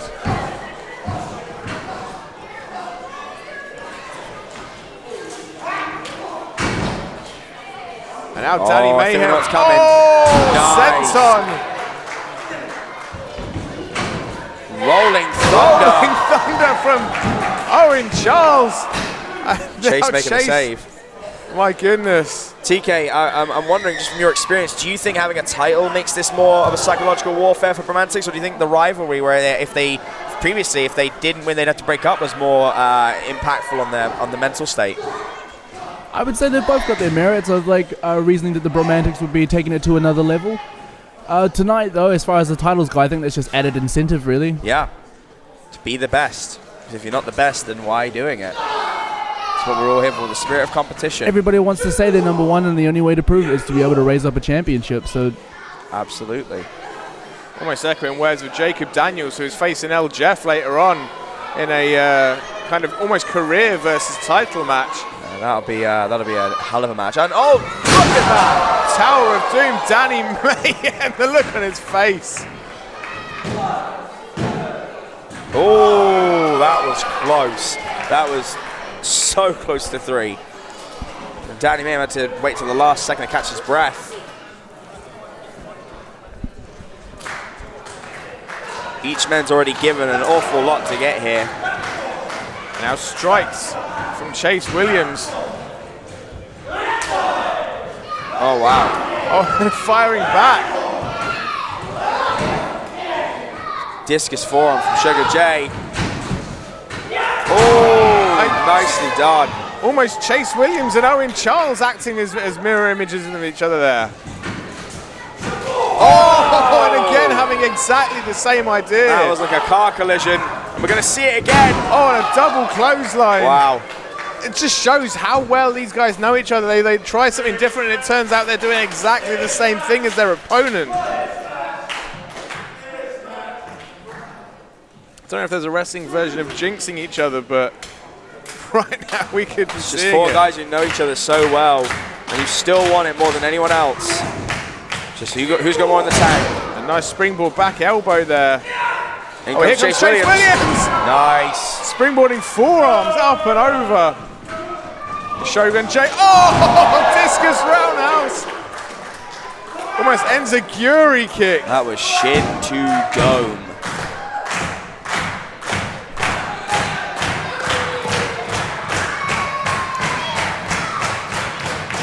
Now Shogun J measuring Chase Williams. I think he was going for the brain buster. Oh! Almost like a semi-ripcord knee. A wheelbarrow from Owen Charles. Oh!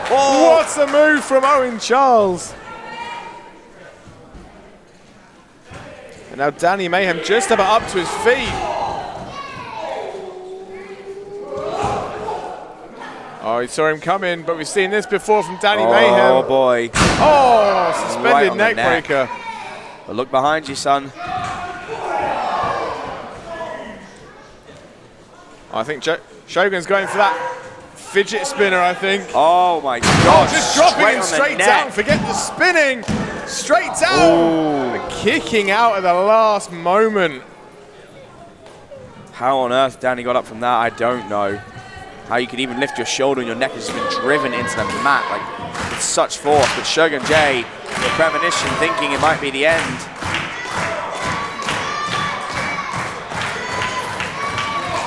Referee Liam Smith really letting this one go, and you know what? You got to commend him, because right now we're seeing Chase Williams one hell scouts of a him. match. Oh, just dunks him. Dumped off the top rope. Oh, bitches with wow! Wow! Spike straight on his skull.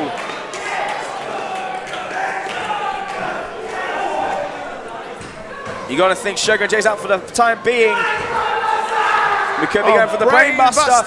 Straight to hits. All she wrote. Down on the back of his neck. One. One count. Owen Charles will not be denied. Goodbye, Chase. Oh, he's got him up. Oh, he's got got a tombstone. What is this? Oh, the reversal! Look at the strength of Danny Mayhem! Danny Mayhem's got him up. Oh no, Wait a second. no. Chases up. Oh my goodness! Almost like a Meltzer drive. 1, 2! Oh, Shogun J, you see that using his opponent Meltzer driver as a weapon. On a JK! PK, beautiful! We said they had to pull out all the stops and some new techniques, and it seems like they've done it. What a match we are witnessing here, and folks. The crowd recognizing it.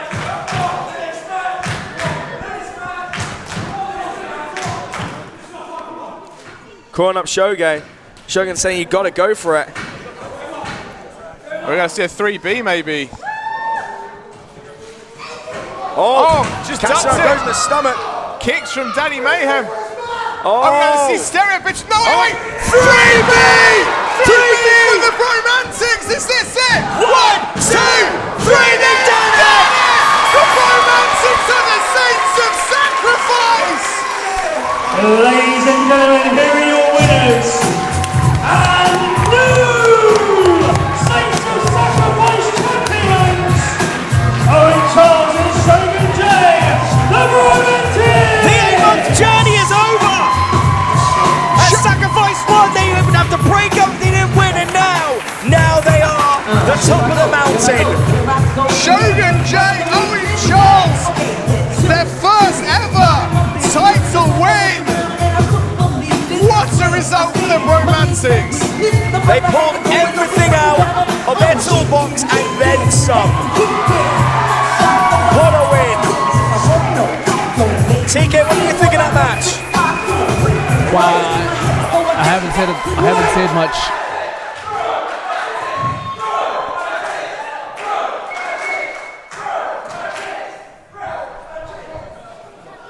This isn't over.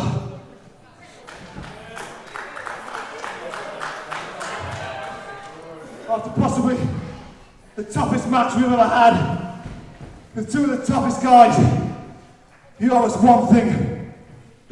Get up! Stand up! Firm words from Chase. Oh, that's what you want to see, some showmanship. Sportsmanship on behalf of Team Mad. You learn these.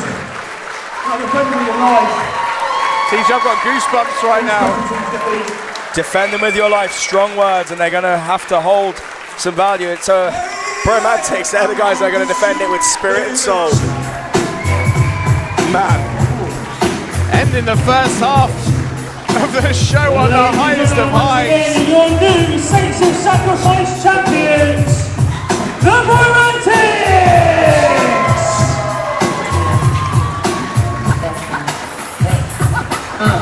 You know what, TK, if you want to shoot with the Bromantics, this is your chance. I'll definitely be getting photos backstage. Absolute scenes here. And we've still got more to go.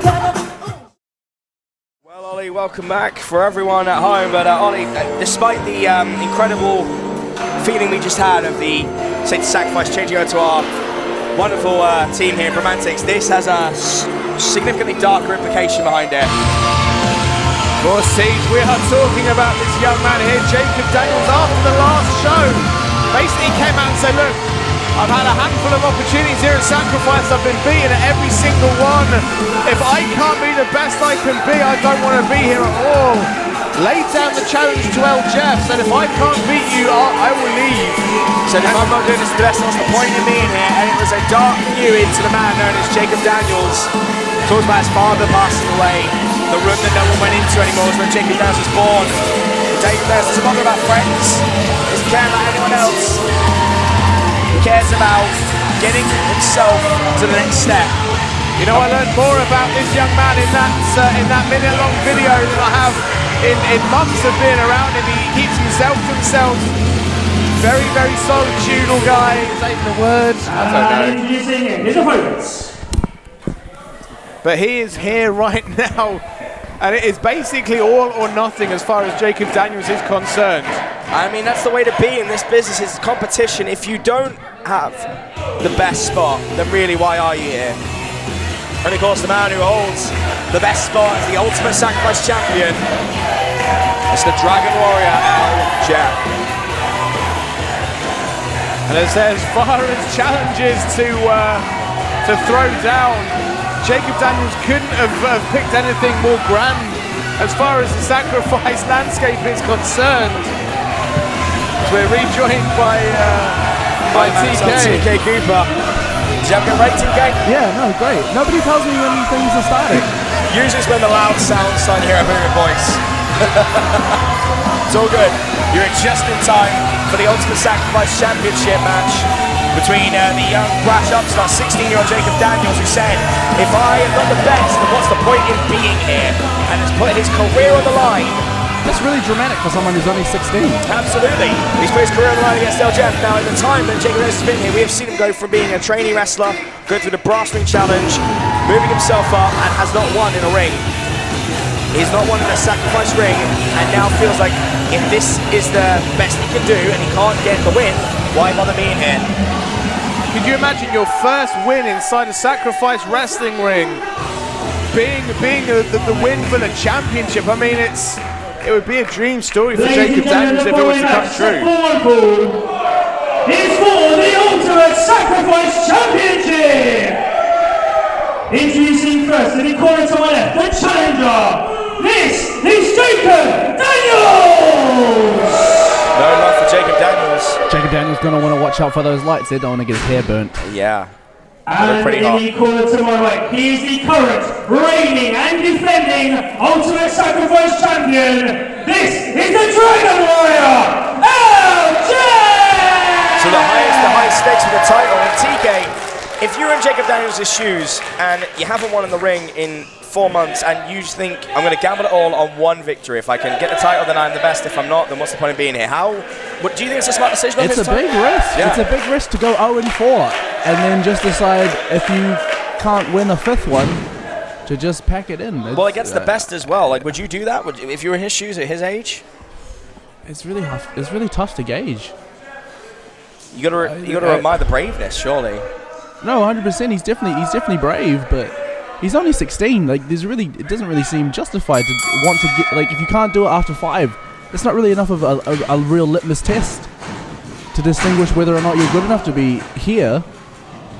But as we've seen, the spirit of competition burns so strong, even in the young competitors, that perhaps he feels like he has taken on a litany of challenges in the Sacrifice Pro ranking system in the roster, and if he can't get any of them and then can't beat the best, then should he perhaps go back to the drawing board? Maybe that's how he's feeling. Literally, he shouldn't quit. He shouldn't give up if he can't get it done today. What he should do is just take a better look at himself and figure out where he's going wrong, because obviously what he's doing at the moment, or at least the last 4 times anyway, isn't working out.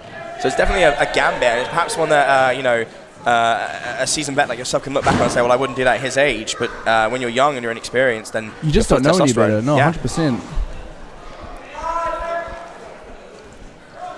But I guess we'll see.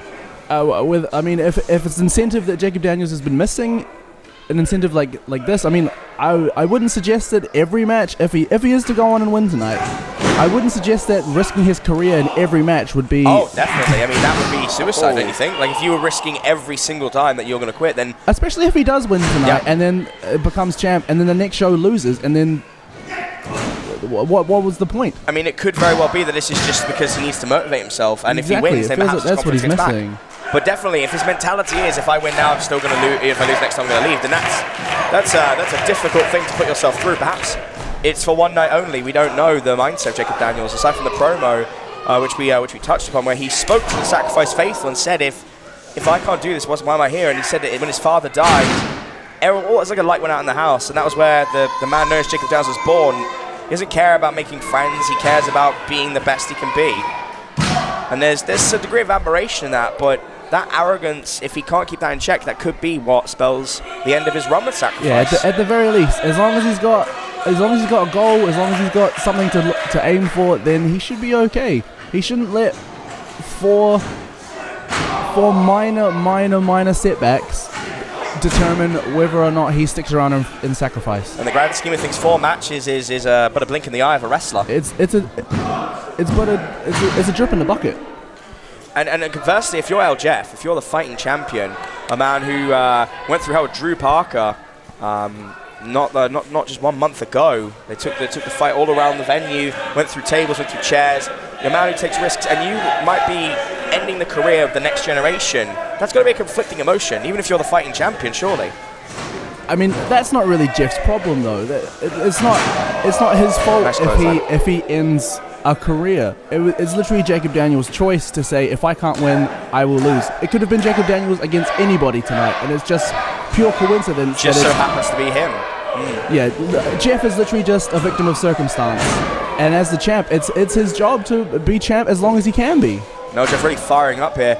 Are you saying if it was you, TK, you would just see it as another day at the office? No, I wouldn't. Yeah, no, exactly. I wouldn't give Jacob Daniels any reason to think that I'd take it easy on him just because he's risking his own career. That's not my problem. I mean, that's, tradition would dictate that. Oh, lovely slam there. Tradition would dictate you would give him everything anyway out of respect for a man stepping in the ring with you, or a woman stepping in the ring with you. You want to make sure that you're giving your all so that they don't feel like they got a half-assed victory, if you will. Absolutely. Well, right now we've got it's sort of somewhat of an even match, and now we've got Jefe taking control here. Beautiful second rope moonsault. Holly, perfect. You and I have called matches for these two for a long time. You've known Jefe for a long time. What is your take on this? Well, to be honest, guys, I think you pretty much covered it all. Jacob Daniels, I mean, it's the ultimate risk, I guess, and it would be the ultimate sacrifice for the Ultimate Sacrifice Championship.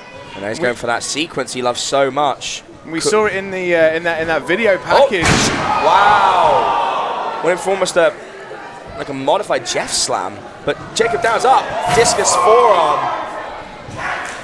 Insecure to respond. You got to wonder if it's that history he's got with the Undertaker Shawn Michaels match. How much that single match and that memory of that match is playing into this factor. That didn't pay off for Shawn Michaels either, though. Precisely. And he mentioned that as one of his favorite matches, and you got to think when he was running through that in his mind and saying that was one of his heroes, it's like, but he rode off into the sunset, if you will. He went out on a shield.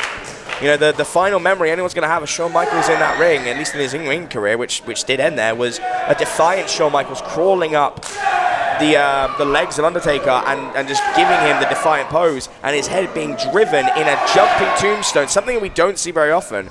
So you got to think, is that the lasting memory Jacob Daniels wants for his career here? And I don't think it is. At 16, it just seems you see waste. Shawn Michaels has had matches that last longer than Jacob Daniels' career right now. I mean, I get the sentiment. I'm all for sentiment, but when you're putting literally everything on the line at such a young age, it's just. He's certainly making a statement to anyone who's watching this at home or in the crowd. He's making a statement that if you really do believe you are the best, then you should fight for it, and that is something admirable. I can't blame him for that, but I do, much like TK, I do feel like at his age, to try and call a career quits, at least in Sacrifice's ring, it's just very strange. Lovely suicide dive there, straight down. Folks, we'll try to call the action best we can, but obviously we can't ignore the heavy implication hanging over this match. And Jeff just taking that a little bit too long. Jacob Daniels. Elevate for the powerbomb. Turning Jeff inside out. Oh, apron powerbomb from Jacob Daniels. It's the hardest part of the ring. That is the hardest part of the ring. Took the words right out of my mouth. So Teach, he's taking your catchphrase. I am totally fine with that, but Jeff, the small of his back just bent over that ring. And Jeff's been through hell many, many times, but what this could boil down to is youth over experience. And it's kind of down the middle. Sometimes experience wins out, and sometimes, the youth has more in the tank and can just get the job done. It really does depend. Oh, but my straight off the post. Goodness. Jacob Daniels getting vicious. But right now, Jacob Daniels needs to stay focused on the job at hand. Right now, he needs to stay on Jeff. I think he's got him rocked. It's the brash arrogance coming out and saying, "Oh, this is the champion." He's not focusing on creating offense, and this is something we see time and time again from arrogant wrestlers. Ooh, just a 2 count.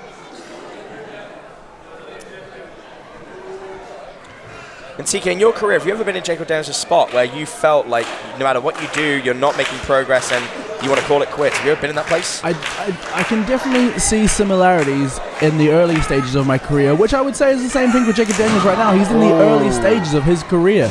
Oh, wait, we get Jeff Slam out of nowhere. Oh, this isn't it now, is it? 1, 2, 4! Guys, that Jeff Slam has put so many people away. The look on El Jeff's face says it all right now, folks. Didn't mean to cut you off there, TK, with a pop-up elbow straight to a Jeff Slam. But you see similarities between Jacob Daniels and yourself. Like, generally, like, young, up-and-coming wrestlers do seem to struggle to find their feet early on. And I feel like Jacob Daniels is in that position now, and he's just kind of... He's jumped to conclusions. He's just decided, probably too suddenly, that his losing streak is indicative of his skill level. But he's going up top. This is the elbow. No water in the pool.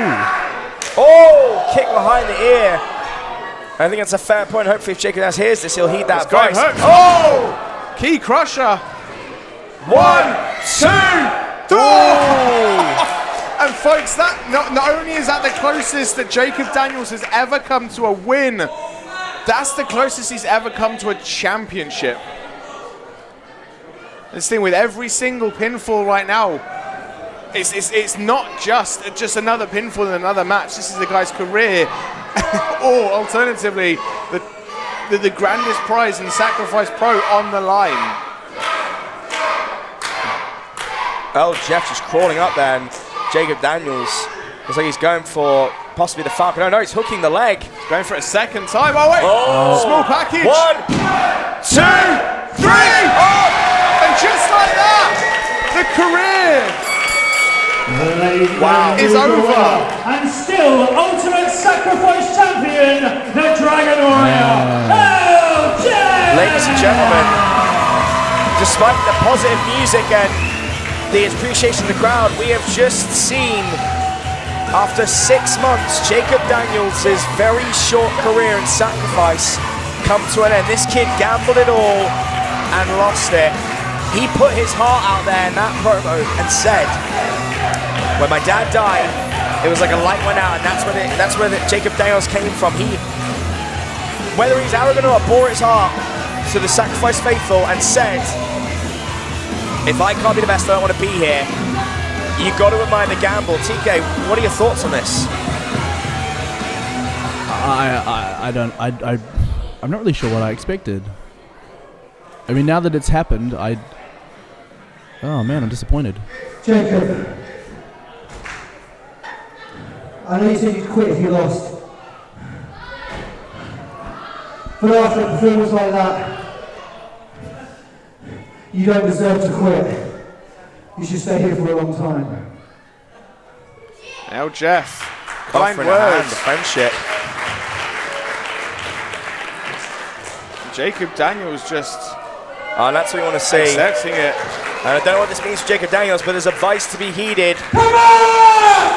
Advice to be from TK Cooper and perhaps from El Jeff. And maybe we'll see Jacob Daniels again. And I guess you called it, guys. The ball was in Jacob Daniels' court. It was entirely his call. As soon as he got angry and started talking to the crowd, the momentum shifted. He took his eye off the prize and he paid the price. TK, if Jacob Daniels is listening to this in the future and you could offer any words of encouragement for him, what would you say? Just don't give up, man. You're so young in your career. It doesn't make sense for you to want to quit after such a small problem. You will be fine. You just got to find your feet. This is literally the baby steps. This is the infancy of your career. Well, folks, we're at our main event. It's yourself, TJ Lee, the Mastermind Spring, and of course our guest commentator, TK Cooper, who we're happy to have with us as we call this main event. No, cool. I'm really looking forward to the main. I am just going to pop off for a bit. I just finished my hot chocolate, so I'm just going to go get another one. No problem. Do you guys want anything? I'm good, man. No, we're good. Cool. Thank you. I'll be right back.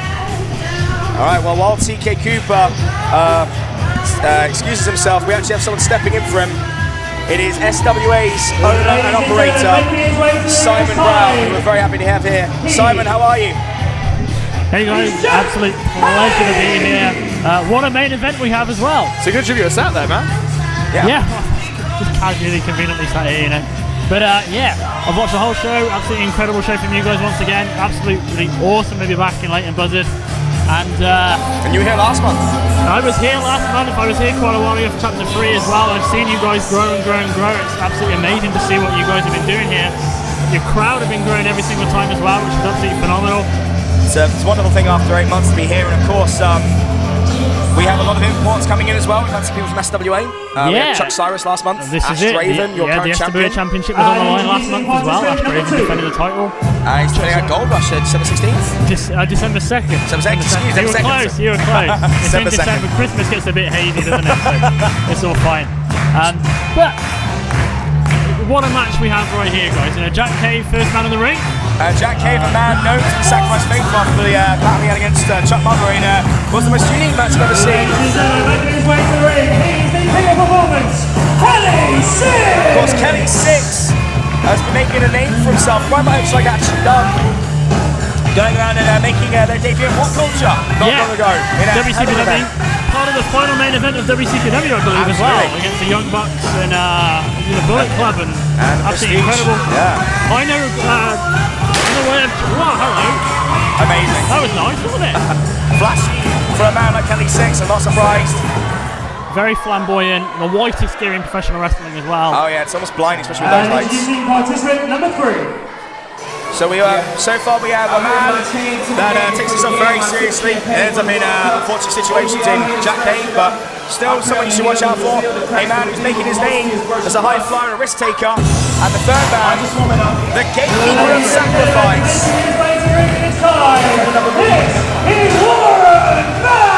Warren Banks, a man who has shown that he is in the door of the championship area. And he is the man, he is the standard bearer of sacrifice. If you want to show the title, that's the man you go through, and he stands tall and stands proud. When I knew I was coming to watch this match, I did a little bit of research. I watched Warren Banks versus Rene Dupree. Wow, yeah, hell of a match. Absolutely incredible contest. I'm also very aware of Jack Cave having a bit of a losing streak at Hope Wrestling as well, but hopefully he's getting on, back on good terms. 12 right now, I believe. It's where it was last time I saw him. I'm sure he's had a few more losses since then. This is Josh the Axe Shooter! Of course, Josh Shooter, you know this man very well. We've thoughts on this match. What's your take on Josh Shooter? The big guy, man. I mean, one of the most powerful guys you'll see inside the sacrifice ring. We saw him come out and make the save earlier on. One of the prides of Australia, a very gifted powerlifter, lifts cars for fun and trains with a hell of a lot of beasts at the Projo down in London. Has been making a name for himself, Simon. Have you seen any of his work recently? We actually had him at SWA a few years ago, yeah. It was on our anniversary shows, one of the biggest shows we've ever done. He was in a match with Dan Malone from WWE, obviously, right now, and Chuck Cyrus. There's a whole lot of mass in that ring. A lot of strength. Fantastic match. Amazing. Of course, a man we saw earlier was a shimming safe for.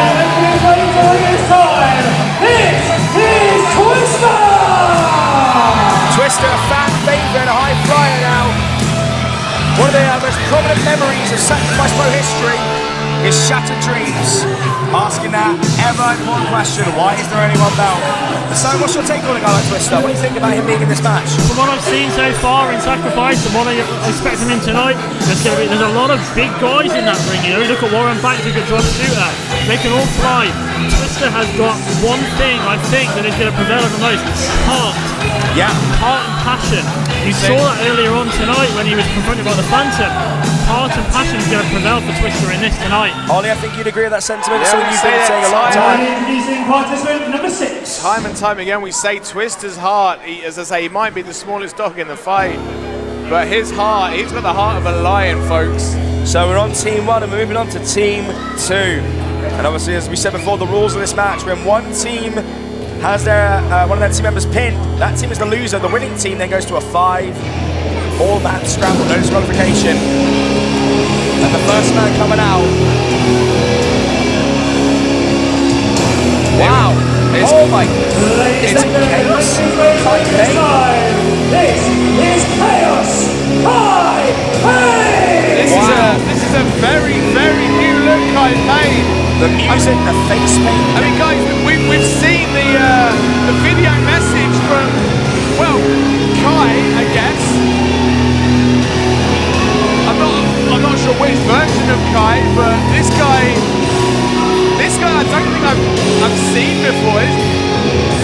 There's no showboating, there's very methodical walking.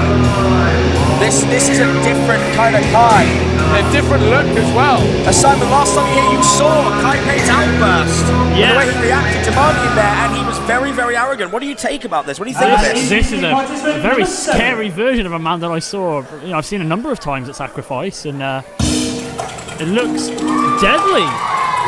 This is a man that has said he talks to himself, and that the true chaos speaks to all of them. This very well could be the true chaos of Kai Payne. If this is the true figure that we're seeing, if this is the thing that brings that fire out of him, then he's picking the best match to do it. Absolutely. Representing Los Angeles, this is Frankie Vegas! Yeah, Frankie Vegas, one half of Los Palomino. A team that we're very, very well familiar with because they wouldn't shut up about their 100% win rate, but it was true to a certain degree. And they've proven that in singles competition they can be deadly. And funnily enough, Frankie Vegas took on one of his opponents tonight, Jefe, in a Lego death match. Not 6 weeks ago. That was one for the ages. It was something interesting. And introducing participant number 9. Got a lovely shirt on as well. I know it's the middle of November, but The Hawaiian shirts are amazing. And this is the man that could change everything. No, it closes up the catalyst of all the conversation. Well, I'm very aware of this chap. Most people are. He will have you in every conversation up and down the country. He's the former home champion and leader of Team Mad.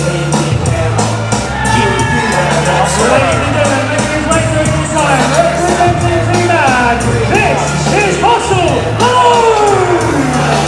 He does not call himself Clifford the Big Red Sun for nothing. No, he does not.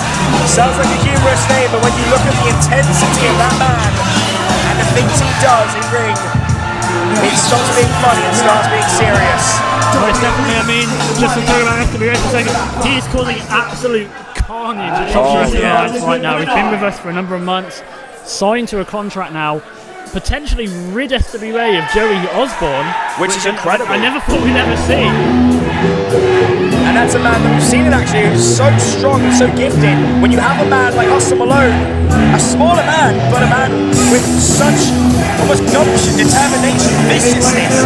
I don't know who you are. I think you'll agree with me that no matter what step in that ring, you have to be very careful of Hustle Malone. Much like you have to be careful of this man, old school Ken Nelson. A man that doesn't bother with flips and big risk maneuvers, but will wear you down all the same. A lot of holds, a lot of submission moves, and he will make you submit to his will. Yeah, from what I've seen of Ken Nelson, just all business, no messing around. Reminds me a lot of people like Eddie Kingston, wrestlers like Eddie Kingston, you know, just straight in. Very traditional. Yeah, straight in, all fire, no gimmicks, no messing about. For such a young man, he's still such a big throwback. For some reason, Josh Shooter seems to love having Twister up on it, squatting. Any excuse to squat right now, I think, from Josh Shooter. And of course, last but definitely not least, a man that we have come to know a little bit better over the last few months. You want to talk about the massive humanity in the ring? Wait till you see the massive humanity about to walk down the aisle. Of course, it was 3 months ago we were introduced to the man known as John Grimm, who was sat there listening to us call other matches, other opportunities, and he was missing out. Ladies and gentlemen, this is John Grimm! A man who came back and has said nothing to anyone and hasn't needed to, because when you look at the size of that monster, what do you need to say? They say actions speak louder than words, and the actions of John Grimm, they just scream in your face. This is a game changer right now for this match. You've got to believe that's a huge advantage right there for team number 2. Chaos walking straight past us. Thank goodness. Blood adorning his pants, blood adorning his face. Like he's just been chewing on a carcass. And it's not every match that you see someone starting with already covered in blood. I think that says an awful lot for Kai Payne's current mindset. So I'm going to throw it out here, guys. So far we have 10 participants. We have 2 teams. Who do you give the advantage to? Which wrestler gets your pick? Siege, there is no way anybody can really call that right now. I mean, 5 guys. I mean, you have power, you have speed, you have agility, you have size, you have every advantage. Someone has one of those in this match. This is far too close. I think we're only going to be able to tell when we see one team eliminated, because this one really will be too close to call. You know what? That's fair enough for the mastermind. I can respect that. I'm sitting firmly on the fence right now. I mean, I look at the roster and I see the mammoth of John Grimm. I see the determination and viciousness of Hustle Malone. I see the sheer core strength of Warren Banks, and I see. I mean, I've just seen it. The maniacal, almost twisted behavior of Chaos Coming. It's just been kicking chairs around. I mean, there's a lot of different factors playing in here. You have the experience of Kelly Sixx, a man who has been to one of the highest levels that isn't WWE for us. You have a lot of guys that have been in a lot of places and that have different kinds of strengths and weaknesses. So it really becomes a question, who wants it most? And you got to think Jefe is going to be watching this, guys. You got to think he's going to be watching very carefully. Jeff's got to be watching this. You know, we've just seen Jefe. He had an absolute war with Jacob Daniels, who was incredibly impressive. How old is that kid again? 16 years old. That's absolutely amazing. And hopefully it's not the last we'll see of him. He did put his entire career on the line in that match. Bore his heart and soul, and we could hope that there will be more to come from him, and we'll find that out in the coming weeks, I'm sure. But for now, a 10-man all-star, something I don't think we ever thought we'd see in a sacrifice ring, but this is an example of how deep the roster is. When you have 10 competitors and each one of them a viable contender for the title. Referee Liam's going to have a hard task on his hands right now. I wouldn't want to be referee Liam. So starting things off with the old rivalry we spoke about, the Lego Death match between Frankie Vegas and Jack Cave. And they're kind of testing each other's strength here. And Simon, you got to think having that shirt give me a disadvantage is something easy to grab on the opponent, right? Having something with it, when you've got a guy who's got his Hawaiian shirt on, that's going to be an advantage for his opponent to grab it. Of course, you know, obviously, Mr. Frankie Vegas here is all about style over substance, unfortunately, with his little Hawaiian shirt on. But you're exactly right. It's going to give him an advantage to grab onto. Much like if you look at Kelly Sixx's attire, the little handkerchief coming out of his pocket as well. That's going to be something else to use. Just threw him into the chairs. Complete disregard. This could get ugly very, very fast with 10 men here. So off the ropes goes Kelly Sixx. Off again. Third time over. Fourth time now. And again, he's wearing down Kelly Sixx here. Very clever. Wow, went for the pop-up form. Didn't bother. Oh. I don't know how much that we can see from our vantage point. That was exactly what you think you saw, guys. And again. Oh! Just a forearm to the face. Knocking the spit out of his mouth. And this is the thing, Liam Smith has only got 2 eyes. He's going to have he's going to have a job trying to keep his eyes on everything that happens in this match.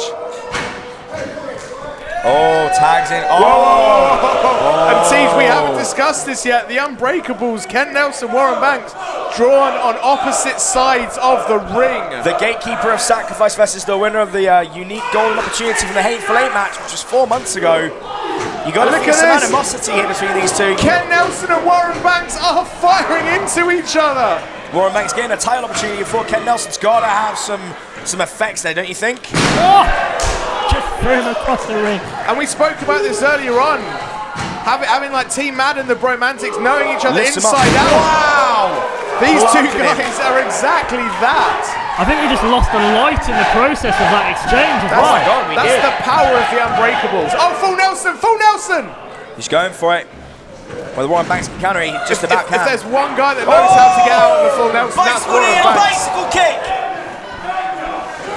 Oh! You got to think, when you have 2 guys who train together and they work together, there's of course going to be an understanding there between those guys. They know every move, of course, going to use it. And look at Twister. Twister's in. Who's he after? Twister. It looks like he wants John Grimm. No, he wants He wants Chaos Kai Payne. And I think this could be, if I'm not mistaken, the first time these two have been in the ring. Look at how slowly he gets in. This is a different kind of.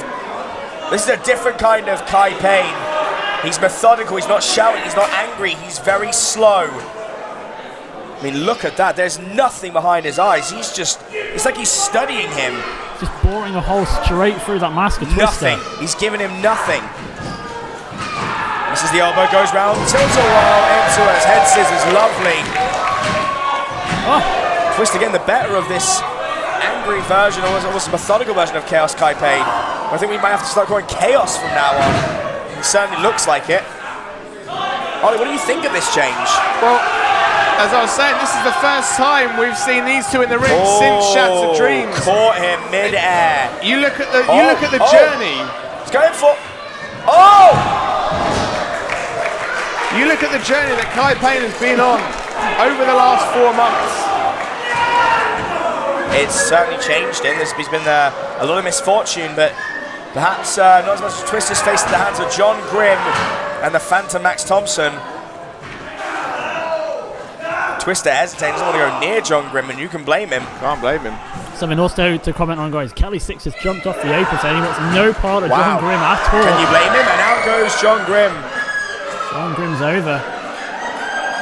And Warren Banks laying into Hustle Malone as Jack Cave tries to go for Frankie Vegas, who then goes for Kelly Sixx, guys. We'll try to course as best we can. This one really has broken down. Into the crowd. Twister dropping the middle rope, assisting Frankie Vegas. There might be 3 voices, but it's still going to be difficult.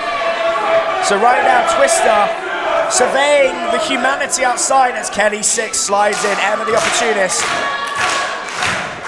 Oh! Knocks down Twister. Which is weird to say they're on the same team. Very strange. And we haven't yet discussed what happens when one of these teams wins. Oh, wow, look at the maneuver there. Wow, he's getting Twister. Wait, what is he doing? What? Oh, he's going to powerbomb him in. Oh my goodness! Twister powerbombs from the apron from Kelly Sixx. Knocking him down. My goodness! Josh is the only man left in the ring. The man Pop Punk never forgot. Oh no, what is this? The Axeman going on. Good grief. Absolute chaos here at Sacrifice. Doing a bit of crowd surfing, and there goes Ken Nelson leveling Josh Shooter. There is nobody in the ring right now. No, the humanity is all out of sight. And in comes Twister and Ken Nelson. We knew this one would be chaos. Oh, what's Ken Nelson coin going a for phrase. here? He's going to looks like he's got him like a lawn dart. Oh! Kind of tilt-a-whirl slam there onto delayed Twister. tilt-a-whirl. And in comes Josh Shooter. Blocks the arm. Oh! Jumping knee! He's got him up. Death Driver from the axe. Of course, we haven't had a pinfall yet. Whichever pinfall the team loses. That's Max Thompson! The Phantom has snuck out. He's attacking Twister. Come on. Tying out Twister around the neck and choking him like a leash. Oh! Chaos Kai Payne! With his double Inseguri. Dragging Twister away. DDT on Josh Shooter! But Warren Banks is waiting. Spear! Spear! Things are breaking down now, folks. We're trying the best we can. I have no idea where to look right now. I think look at the humanity in the ring as Warren Banks surveys. But look behind you because it's Frankie Vegas. Has he got a knuckle duster? I think he had one. Oh, just a release slam from Frankie Vegas. 2. Oh, Kelly Sixx breaking it up. Jack Cave getting involved now. So Twister removed from the equation temporarily, but Frankie Vegas going ham on Kelly Sixx and Jack Cave. Oh, wait a second though. Oh, and they caught him midair. They've got him caught, lifted him up. Oh! Double powerbomb almost. Kelly Sixx sat out on it as well. Sit out powerbomb with a hustle back in. John Grimm. And out goes Kelly Sixx, dumping him to the outside. And John Grimm going for the Grimm end. No, double teamed. Nicely done. Working with Hustle Malone. And this is the thing, guys. Like, right now, for one of these team of 5 to win. Kelly Sixx is up. Oh, double drop kick. For one of these teams to win, they need to work together. But then what happens when that pinfall Go for the full Nelson. Quick roll up though from Kelly Sixx. Oh, close. Kelly Sixx going in. got him wrapped Oh, up. it's got Ken caught. Nelson Two. tracks him. Oh! That's it. That was the 3. Referee Liam That's calling it. for the bell. Ladies and gentlemen, Jack Payne, Sixx, Warren Banks, Josh Shooter, and Twister have been eliminated! Alright, folks, now we ask the question again. Who have you got? Stage 2 in this contest will be a 5-man elimination, no disqualification, and no count-out match until there is one man left who will be declared the new #1 contender! Folks, we've got Frankie Vegas, old school Ken Nelson, the man they call John Grimm, Chaos, and Hustle Malone. What are your picks, guys? Ollie? Ortiz, you look at multi-man matches here in Sacrifice, surely there is only one name that you need to be talking about. That is Ken Nelson, winner of the Hateful Eight match. Getting nothing off of John Grimm. So you're picking Ken Nelson, Ollie? Well, I think we counted. He beat 12 men in 3 matches, Yeah. I think we counted. Though the numbers do not lie. Simon, I'm going to come to you. What do you think? Well, as you can probably see right now, you cannot overlook that sheer mass of John Grimm. You know, it's going to be very, very hard. Now, Oh, look, he's going for the Brainmaker. Get See? nothing on it. no effect. So you're saying John Grimm, the big man. I think in order for these guys to be eliminated, John, they're going to have to all work together. But I know it's every man for themselves now. See, that absolutely having no effect on John. Wow. Grimm. Just a one-punch knockout. You know, From John Grimm. I want to go John Grimm, but I'm really curious about this more chaotic version of Chaos, Kai Payne. And I'm curious to see what he can do. They've obviously heard me working together. But yeah, I mean, they're listening to an experienced man who's been on this business a long time. And I want to see what they can do together. But John Grimm right now not gone down yet. And of course, it's No. every man for themselves. No, that's not good. Double way. vertical Oh suplex. my God. Assistance. They do this, they're going to send the ring Oh my goodness, what a slam! 1, 2, 3. John Grimm's out. Simon, your pick's John already gone, Grimm buddy. has been eliminated! Oh no. They did exactly what I said they were going to have to do, and Oh, we'll work as a now unit. The I mean, rage. He has been saying for months that grim days are coming. I think we could be seeing some very grim days in the futures of these 4 men. So folks, John Grimm has gone. We're still left with Frankie Vegas, Kent Nelson, Hustle Malone and Kai Payne. And I don't know if it's smart to goad him when he's this angry. I don't think that's going to end well. Hustle's intimidating him and trying to go. Oh, he's out. John Grimm obviously very upset. So now it's chaos. Is it safe to say, guys, that the playing field has been leveled slightly? I mean, you said that Kent Nelson beat 12 men, so is it being leveled yet? Oh, Chaos wisely rolling out there. Kent Nelson going after him. understandably so. You can't be eliminated if you're not inside that ring. Oh, when Frankie Vegas not wasting any time. Straight up and over. But he's holding on. Still got him. Sucking the hips, going down. That's 2. He's going for the 3 amigos. That's another they are called. There we go. It's all lost part of me. That's 3. Nice sequence there from the King of Suave style. And Simon, you have called many, many matches in your time, and you have had the privilege of seeing thousands of matches and several dozen battle royals like this. What do you think is the key to victory for any man in this now? It has to be damage limitation. This now. Oh my! Certainly don't want to be in that situation. Look that's at him for sure. pulling up sheer straight. Bite in the ear. Jesus. Wow. I think if you look outside the ring, Kai Payne at the minute trying to get a bit of respite when he can, trying to get a bit of rest, trying to recoup a little bit. That has got to be the thing to do. You've got to think it's elimination rules now. It's not single fall anymore. It's elimination rules. Oh, you see, Chaos picking his moments. He's been waiting. He's picking his spots. So that is a very, very good strategy. You know, it's worked hundreds of times. You think about. Oh, I think we're going to see a modified Tower of Doom. Going for superplex from the top rope. And Ken Nelson. Mind those lights. Yeah, whatever you do, don't hit the lights, son. Ken Nelson's in as well. Huge Tower of Doom. Not the first time you've seen Ken Nelson, it certainly won't be the last. And folks, I hate to bring the tone down, but you've got to think Brick Lane must be watching this. Oh, just the 2.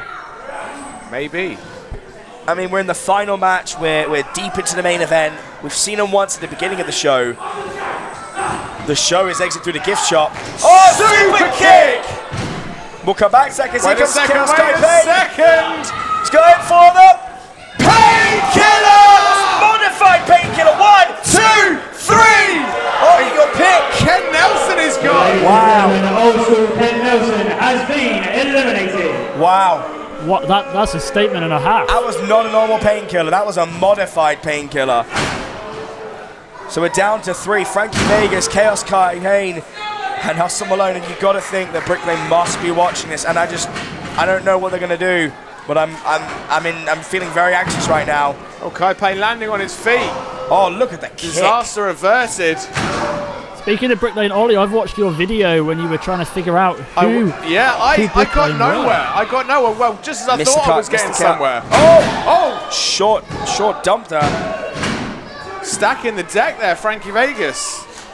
Yeah, this is the thing. Just as you think you're getting somewhere. Wait a second. 1, 2. Oh. Yeah, safe to say, I got nowhere. Let's just leave it at that. But I think you did a good job on it. You figured out a lot. Well, so I crossed off a lot of names, but there was still a lot. Well, Frankie Vegas going for the jackpot. Can't quite get it. Oh, he's trying to hold him up there. Going for the Brainmaker. And another one. Just straight up. Oh, we're getting in the sea! Get in the sea from us! 2, 3! And we are down to 2! Frankie Vegas has been eliminated! And where have we seen this before? It's Always Sunny was where we saw Chaos Cup in his first defense against Warren Banks, and then the next month, Chaos is in the Pizza Ladder. Was Hustle Malone, Chaos Kai Payne, and El Jefe. And Chaos Kai Payne did not get pinned to lose that belt, so you gotta think there's some animosity here. Definitely some unfinished business between these guys. 2 titans of sacrifice. We are nearly 30 minutes in. You got to think these guys are being exhausted now, Simon. Exactly right. This is an insane situation to be in, though. You talk about the unstable nature of Kai Payne, and we've seen the unstable nature of Hustle Malone. You know, Team Mad. It's part of Team Mad. You know, and this is a very dangerous situation to be in right now. The final 2 guys. One of these guys is the number 1 contender. And yeah. And the truth is, I've seen a lot of growth from one of these guys who's come back as the true embodiment of chaos, and Kai Payne, and I'm seeing Hustle Malone, a man who is always evolving and changing, but hasn't made quite the drastic shift that Kai Payne has done. And you got to think that you got to give that advantage to Kai Payne. I'm sticking with my pick right now. Payne. Having experienced Hustle Malone at Shropshire Wrestling Alliance, Hope Wrestling, obviously the former Hope champion, all over the country, the experience edge, I think Hustle's got this. And do you think that for SWA speaking, Hustle Malone has the ability to just kind of go anywhere, run roughshod of the division? I think Hustle Malone's got the ability to do anything in this country right now, you know. Some of the stuff that he says and some of the stuff he backs it up in the ring, you know. People talk a lot about what he says outside of the ring, but if you look at right now, he backs it up in the ring every single day. And you got to think, though, Kai Payne, just 20 years old, hanging with one of the best in the UK, one of the rising stars, that's got to be impressive. That's hugely impressive, you know. Kai's got his whole career in front of him, as long as he can remain sort of on the level, I guess, although we sort of might see a little slightly more deranged version. Oh no. Hustle Malone didn't quite get it. Kai held on. Kai held on. Smart move there from Kai Payne. Embracing the chaos for sure. The longer this goes on, guys, the more tense I'm starting to feel. I mean, it's a hell of a contest, but you just get that sensation there's something waiting. Oh, and straight down the back of Hustle Malone's head. 1, 2. Oh. You can see tiredness is starting to set in. Yeah. You know? Kai went for a springboard leg drop, missed it the first time, didn't get all of it the first time. Recentered himself, composed himself for a second, and did it again. And at the same time, the kick out from Hustle, less emphatic than we're used to seeing. But as I say, over half an hour in, couldn't quite get the painkiller. Oh, wait, get in the sea, get in the sea! Oh, but pulling on the face, raking at the eyes. He's got him up. We're going to see a painkiller! Painkiller! 1, 2, 3! Oh my. We do not see that very often, folks. Not very often. Hustle Malone, defiant, sits right up and shakes his head and says, not today. That's the true epitome of 2 99 100ths there. And chaos just staggering over here. What's he going What's for? he going for? Of course, What's he this going match, no disqualifications, no he's got no his stick. countouts, no rules. It's anything goes, but is this really how he wants to win? Oh my god, it is no DQ.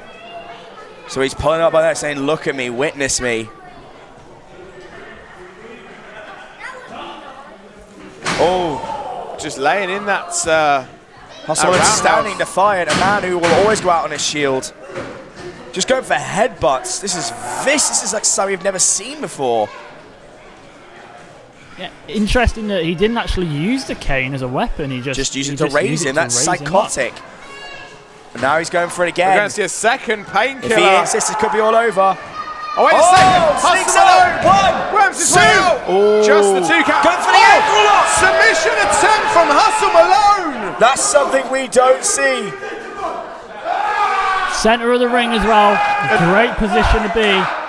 And he's on the ropes, but there's no Sixx. He's wrapping the legs. He's got a grapevine. Oh, and he's trying to get. Oh, no. What the hell? Whoa. The Wait. lights are out. What the hell? Have we lost power? What? Are we still on? We're still going. We're still going. We're still on, folks. I cannot see a thing. Wait. I just saw a wait, flash of light. Whoa. Oh, Ollie. Commentators curse. no. You say their name, they do appear. It seems Brick Lane are in that ring. And we called it exit through the gift shop. What the? Did he say? Did he just point at them? Did he just say get them? Hustle Malone is being beaten down by Brick Whoa, Lane. why did they listen when Chaos said get them? Oh, you've got to be kidding No. me. You've got to be kidding me. What the? Oh no, wait, what? Wait, Ollie, are you gonna find out who these guys are? We need to know who they are, but who the hell are they? Kai Payne whispering orders and Wait, what? What the hell? Brick Lane obliging. They're going back. But why? I mean, Kai This Payne doesn't make any sense. Kai Payne has been attacked. No. Kai Payne has been attacked They're by more Brick than Lane. someone in the back. If you can hear me, get out there. I mean, this match was designed so we can have a definitive For 8 months we number have dealt one with this. We contender. need this to end. Oh, not like this. Not like this. Oh, and it comes Team Team Man. Man. Oh, straight to the head. my goodness. That was flush on the forehead. What? Team Mad, almost like the cavalry coming out They're to out. save Hustle. Chase Williams is out. Both of What the hell is Chaos doing? He's directing traffic. But we've seen these guys take out Kai Payne. But was that his own orders? They're bringing him up. What the hell? That was a cutter. That was a cutter.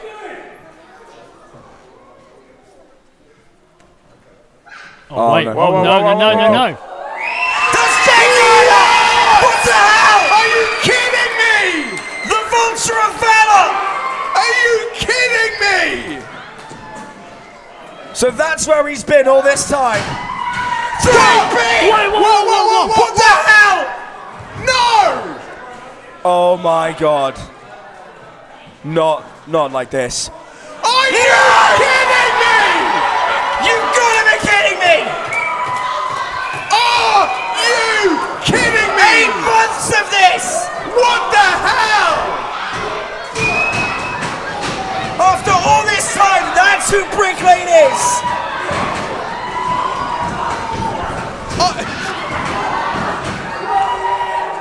I have never seen that look on Owen Charles' face. He is incensed right now.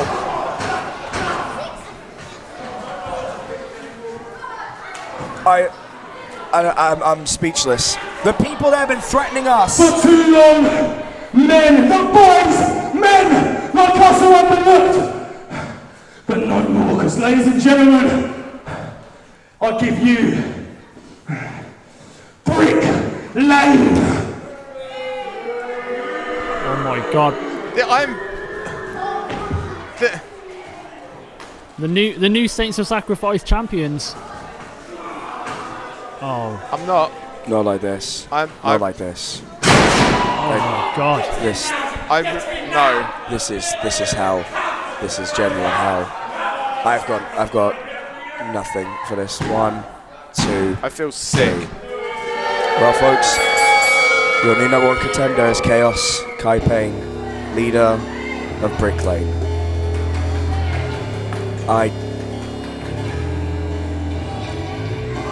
Folks, it's no secret that we feel like a family here. Ladies and gentlemen, the winner of your 10-man All-Star Elimination match and new #1 contender, Chaos Payne. We have worked with these guys, we have trained with these guys, these are our friends, and we had no idea that not anymore, the people that have been threatening us, following us, stalking us, are the people we have driven with, we have eaten with. These people have stayed at my house, and they were, all this time I feel sick. This is sickening. This is, after everything we've done, every growth we've made, we have descended into a pit, and I don't think we're ever crawling out of it. Well, I hope you're happy, boys. I hope you're happy. Because you just may have killed Sacrifice Pro Wrestling. Congratulations. I hope you enjoy sitting on your throne of asses.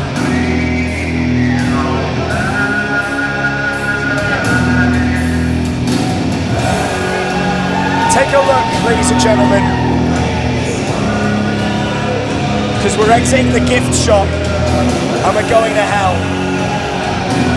And Chaos Payne is dragging us with him. I guess there's not much more to say. There's nothing to say. Folks,